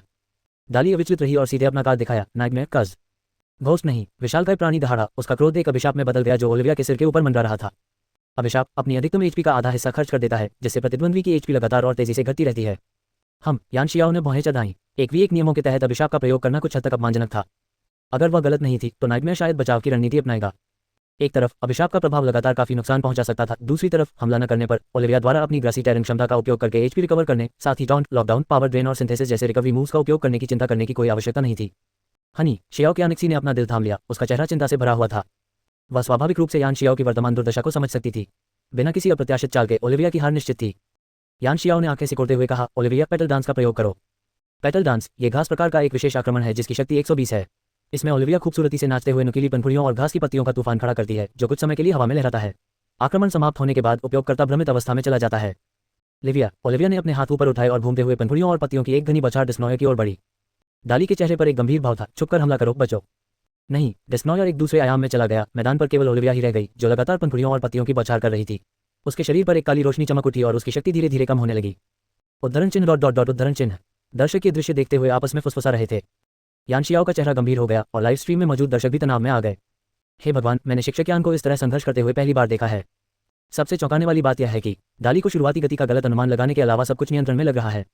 1v1 अभिशाप तो हद से ज्यादा शक्तिशाली है। मेरा सुझाव है कि इसे प्रतिबंधित कर दिया जाए। क्या तुम ऑन ऑफ किंग्स बहुत ज्यादा खेल रहे हो? 1v1 में अभिशाप से बचने की यह रणनीति सचमुच घिनौनी है। शिक्षक यान की रणनीति के मुकाबले ये तो सरासर धोखा है। क्या उच्च स्तरीय रणनीति के जनक शिक्षक यान अपने प्रतिद्वंद्वी की गंदी चालों का शिकार हो जाएंगे? दुख की बात है। उद्धरण चिन्ह उद्धरण चिन्ह। अखाड़े में यान शियाओ की निगाहें खूबसूरती से नाच रही ओलिविया पर टिकी थी। उनकी मुट्ठियां थोड़ी कसी हुई थीं। अचानक शून्य में हरे प्रकाश की एक चमक दिखाई दी और उसके साथ ही दूसरे आयाम से लौटता हुआ रात्रि दानव भी प्रकट हुआ। यान शियाओ की आंखें चमक उठी। बिल्कुल सही मौका ओलिविया। पेटल डांस ने तुरंत अपनी शक्ति केंद्रित की और रात्रि दानव की ओर प्रहार किया। डाली ने हाथ हिलाकर आदेश दिया, सुरक्षा का प्रयोग करो। रात्रि दानव ने अपने हाथ ऊपर उठाए और 7 रंगों की एक सुरक्षा कवच ने उसे घेर लिया। Bang bang bang. उड़ती हुई पंखुड़ियों की एक श्रृंखला ऊपर की ओर बढ़ी लेकिन सुरक्षा कवच को भेदने में विफल रही और टकराकर बेजान होकर गिर पड़ी। लीच सीड सक्रिय हो गया। ओलिविया ने एक और बार काटा और उसी समय पेटल डांस की अवधि समाप्त हो गई जिससे वह भ्रम की स्थिति में डूब गई। साथ ही ताना मारने का प्रभाव भी समाप्त हो गया और इस क्षण यान शियाओ के होठों पर उसकी जानी पहचानी मुस्कान आ गई। प्रीवियस अध्याय 279 बनाम रूलेट देवी डाली। Next settings. Top book catalogue glossary replacement bookshelf history newspaper advertisement discover more reading list curated e-book publishing guide novel writing courses fan fiction writing tools urban youth novels Discord about blog सर्वाधिकार copyright 2024-2026 टोमेटोमटियल V0.8 यानामी एनालोगो टोमेटोमटियल एवटा Google translate fast खरगोश। अध्याय 280 में भयभीत नहीं हूं इसलिए ये भी भयभीत नहीं होगा। नाइटमेयर ताना मारो। डाली ने ओलिविया को ठीक होने से रोकने के लिए तुरंत ताना मारने का मंत्र चलाया लेकिन ओलिविया पूरी ताकत से सीड फ्लैश। यान शियाओ ने भी साथ ही आदेश दिया लेकिन यह डाली की उम्मीद के मुताबिक रिकवरी स्किल नहीं थी। ओलिविया की बंद आंखें उसी क्षण खुल गईं और उसके सामने एक चमकता हुआ हरा बीज फेंका गया जो अखाड़े के बीचों बीच अचानक फट गया। बूम। नाइटमेयर अपनी ताना मारने वाली उंगली वापस खींच पाता उससे पहले ही वह भयंकर ऊर्जा से जमीन पर गिर पड़ा। विस्फोट की लहर ने यान शियाओ के कपड़े उड़ा दिए और डाली के बाल भी बिखेर दिए। तुम नहीं। रात्रि दानव किसी तरह उठ खड़ा हुआ जब सबको लगा कि लड़ाई का नतीजा अभी तय नहीं हुआ है। लड़के के होंठ हल्के से हिले और उसने दो शब्द कहे, अलविदा। अगले ही पल हरे प्रकाश का एक गोला प्रकट हुआ और रात्रि दानव, जैसे ऊंट का आखिरी तिनका गिर जाता है, धड़ाम से गिर पड़ा। कुछ देर की खामोशी के बाद भीड़ में जोरदार जयकार गूंज उठी। यान शियाओ के प्रदर्शन ने सबको मंत्रमुग्ध कर दिया था। दाली को रात्रि दानव की याद आई। उसके चेहरे पर उलझन के भाव थे। उसके नजरिए से उकसावे के नाकाम होने के बाद सबसे सुरक्षित रणनीति यही थी कि पहले ताकत जुटाई जाए और फिर धीरे धीरे हमला किया जाए। हालांकि यान शियाओ ने अपनी अंतिम चाल चलने का फैसला किया, दोनों पक्षों की ताकत का सटीक आकलन करते हुए और पैरासिटिक सीट से बचे हुए आखिरी वार से नाइट डेमन को खत्म कर दिया। अगर वह सफल नहीं भी होती तो भी श्राप का असर फिर से शुरू हो जाता, जिससे ओलिविया लड़ने में असमर्थ हो सकती थी। इसके अलावा भ्रमित ओलिविया के लिए अपनी क्षमताओं का इस्तेमाल न कर पाने की भी काफी संभावना थी। मुझे समझ नहीं आ रहा, क्या तुम अभी जुआ खेल रही थी? उसने उत्सुकता से पूछा। यान शियाओ ने सिर हिलाया। मुझे मानना पड़ेगा, बिना किसी आइटम के इस एक बनाम एक मुकाबले में श्राप वाकई एक अनोखी रणनीति है। लेकिन मुझे अपने साथी पर पूरा भरोसा है और खुद पर भी पूरा भरोसा है, इसलिए मैंने जो किया वह अपरिहार्य था, आकस्मिक नहीं। दाली ने भौहें उठाई। मैं और जानना चाहूंगी। यान शियाओ ने लाइव स्ट्रीम चैट पर एक नजर डाली और प्रभावशाली ढंग से बोला, ओलिविया के कौशल पूल में नाइट डेमन को लक्षित करने वाला कोई विशेष कौशल नहीं है और ये ताना मारने और अभिशाप के संयोजन का मुकाबला नहीं कर सकता। इसलिए गतिरोध को तोड़ने का एकमात्र तरीका है प्रतिद्वंद्वी की लय को बिगाड़ना। अगर मैं गलत नहीं हूं तो मिस डहलिया के पास मूल रूप से पेन रिलीफ या इमोबिलाइज के लिए एक स्किल स्लॉट था, है ना? उद्धरण चिन्ह प्रश्नवाचक चिन्ह विस्मयादिबोधक चिन्ह प्रश्नवाचक चिन्ह विस्मयादिबोधक चिन्ह उद्धरण चिन्ह। डहलिया के चेहरे पर पहली बार हैरानी के भाव दिखे। दरअसल अल्टीमेट ब्रेन को सहने का कारण यही था। वह गज और पेन रिलीफ के संयोजन का उपयोग करके अपने प्रतिद्वंदी के एचपी को जितना हो सके कम करना चाहती थी। लेकिन यान शियाओ के व्यापक अंधाधुंध और निरंतर पेटल डांस ने उसकी योजना को पूरी तरह से बिगाड़ दिया, जिससे उसे फैंटम स्ट्राइक और प्रोटेक्ट का उपयोग करने के लिए मजबूर होना पड़ा। घास प्रकार के अल्टीमेट मूव्स होने के कारण केवल 45 एचपी वाला आधा एचपी का डिस्नॉयर शायद उन्हें झेल ना पाए। एक बार जब मुझे पता चल जाए कि तुम्हारा एचपी कम है और फैंटम स्ट्राइक और प्रोटेक्ट से मुझे कोई खतरा नहीं है तो बाकी सब आसान है। एक साधारण ताना मारने वाला प्रीमेप्टिव स्ट्राइक और मेरा काम हो जाएगा, यान शियाओ ने कहा। उसकी जानी पहचानी मुस्कान फिर से लौट आए। तो क्या आपको इस बात का डर नहीं है कि इससे भ्रम की स्थिति पैदा हो सकती है, जिससे ओलिविया खुद पर ही हमला कर सकती है? मैं डरती नहीं, इसलिए तो वो भी नहीं डरती। यान शियाओ मुस्कुराए। वैसे भी खुद पर हमला करना भी हमला माना जाता है ना? तो अगर मैं अपनी क्षमता का इस्तेमाल करके घास का मैदान बना लूं तो भी मुझे पहल मिल जाएगी। उद्धरण चिन्ह डॉट डॉट डॉट उद्धरण चिन्ह। दाली चुप रही। सामने खड़ा लड़का उसे असीम गहराई का एहसास करा रहा था, मानो वह किसी अनुभवी चैंपियन का सामना कर रही हो। लाइव स्ट्रीम चैट टिप्पणियों से भर गई। हे भगवान, टीचयान, हे भगवान, वह ऐसे कैसे जीत गई? ये तो डरावना है। अचानक मुझे लग रहा है कि टीचयान के सामने 800 योजनाएं समुद्र में एक बूंद के बराबर हैं। कभी कभी मेरा मन करता है कि टीचयान का सिर्फ और दून और देखो कि अंदर क्या है। उद्धरण चिन्ह प्रश्नवाचक चिन्ह विस्मयादिबोधक चिन्ह। कौन सा सिर? चेतावनी। मैं घोषणा करती हूँ कि टीचयान ने गति के मामले में दाली को पूरी तरह से पछाड़ दिया है। ये लड़ाई निश्चित रूप से 3-0 से होगी। मैं दाली को भी हरा दूंगी। ही। मैं दिशाहीन रोने वाली नहीं हूँ। मेरे पति सबसे सुंदर हैं। ही। नमस्ते गुरुजी की पत्नी गुणायन डॉट डॉट डॉट डिंग। अपनी क्षमता से परे चुनौती में जीत 10 सार्वभौमिक प्रतिभा अंक प्राप्त हुए। ओलिवा का स्तर बढ़ गया है और उसकी पंखुड़ी नृत्य दक्षता महारत तक पहुंच गई है। हम प्रतिभा अंक आवंटित करना जारी रख सकते हैं। सिस्टम सूचना प्राप्त होने पर यान शियाओ ने ओलिवा के विशेष हमले में 20 अंक आवंटित किए, जिससे उसका कुल विशेष हमला 160 और कुल प्रतिभा अंक 670 हो गए। एक उत्कृष्ट प्रतिभा मूल्य। ओलिवा को एक ऊर्जा घन खिलाकर यान शियाओ ने उसे वापस बुला लिया और फिर डालमेटियन की ओर देखा। चलो अगली लड़ाई शुरू करते हैं। कोई बात नहीं। दूसरी लड़ाई जल्दी शुरू हो गई। इस बार रूलेट व्हील ने फिर से बेतरतीब ढंग से पकड़ी गई वस्तु का चयन किया। यान शियाओ के पास black iron ball, burning orb, razor claws, sharpness headband और असॉल्ट वेस्ट थे। डालमेटियन के पास icy rock, earth membrane, toxic orb, focus lens और व्हाइट वैनिला थे।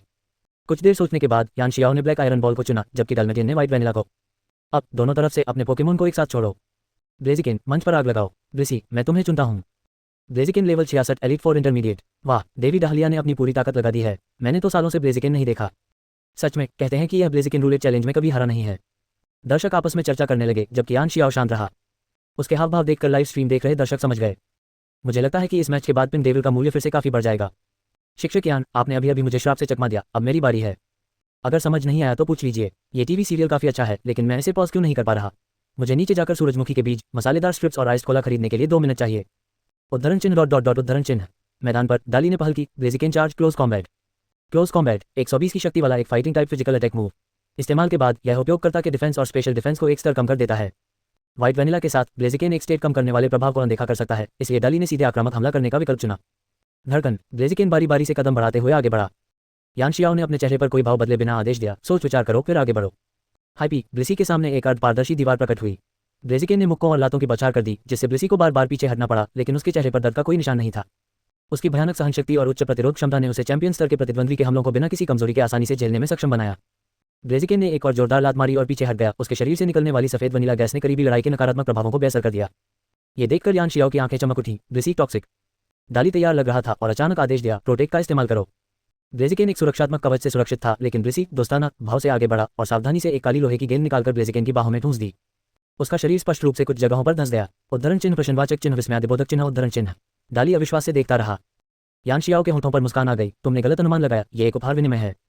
उपहार विनिमय, जब प्रतिद्वंदी के पास कोई वस्तु न हो तो उसे अपनी वस्तु दे दें। ये चाल अभिशाप की तरह सुरक्षा के प्रभाव को अनदेखा करती है।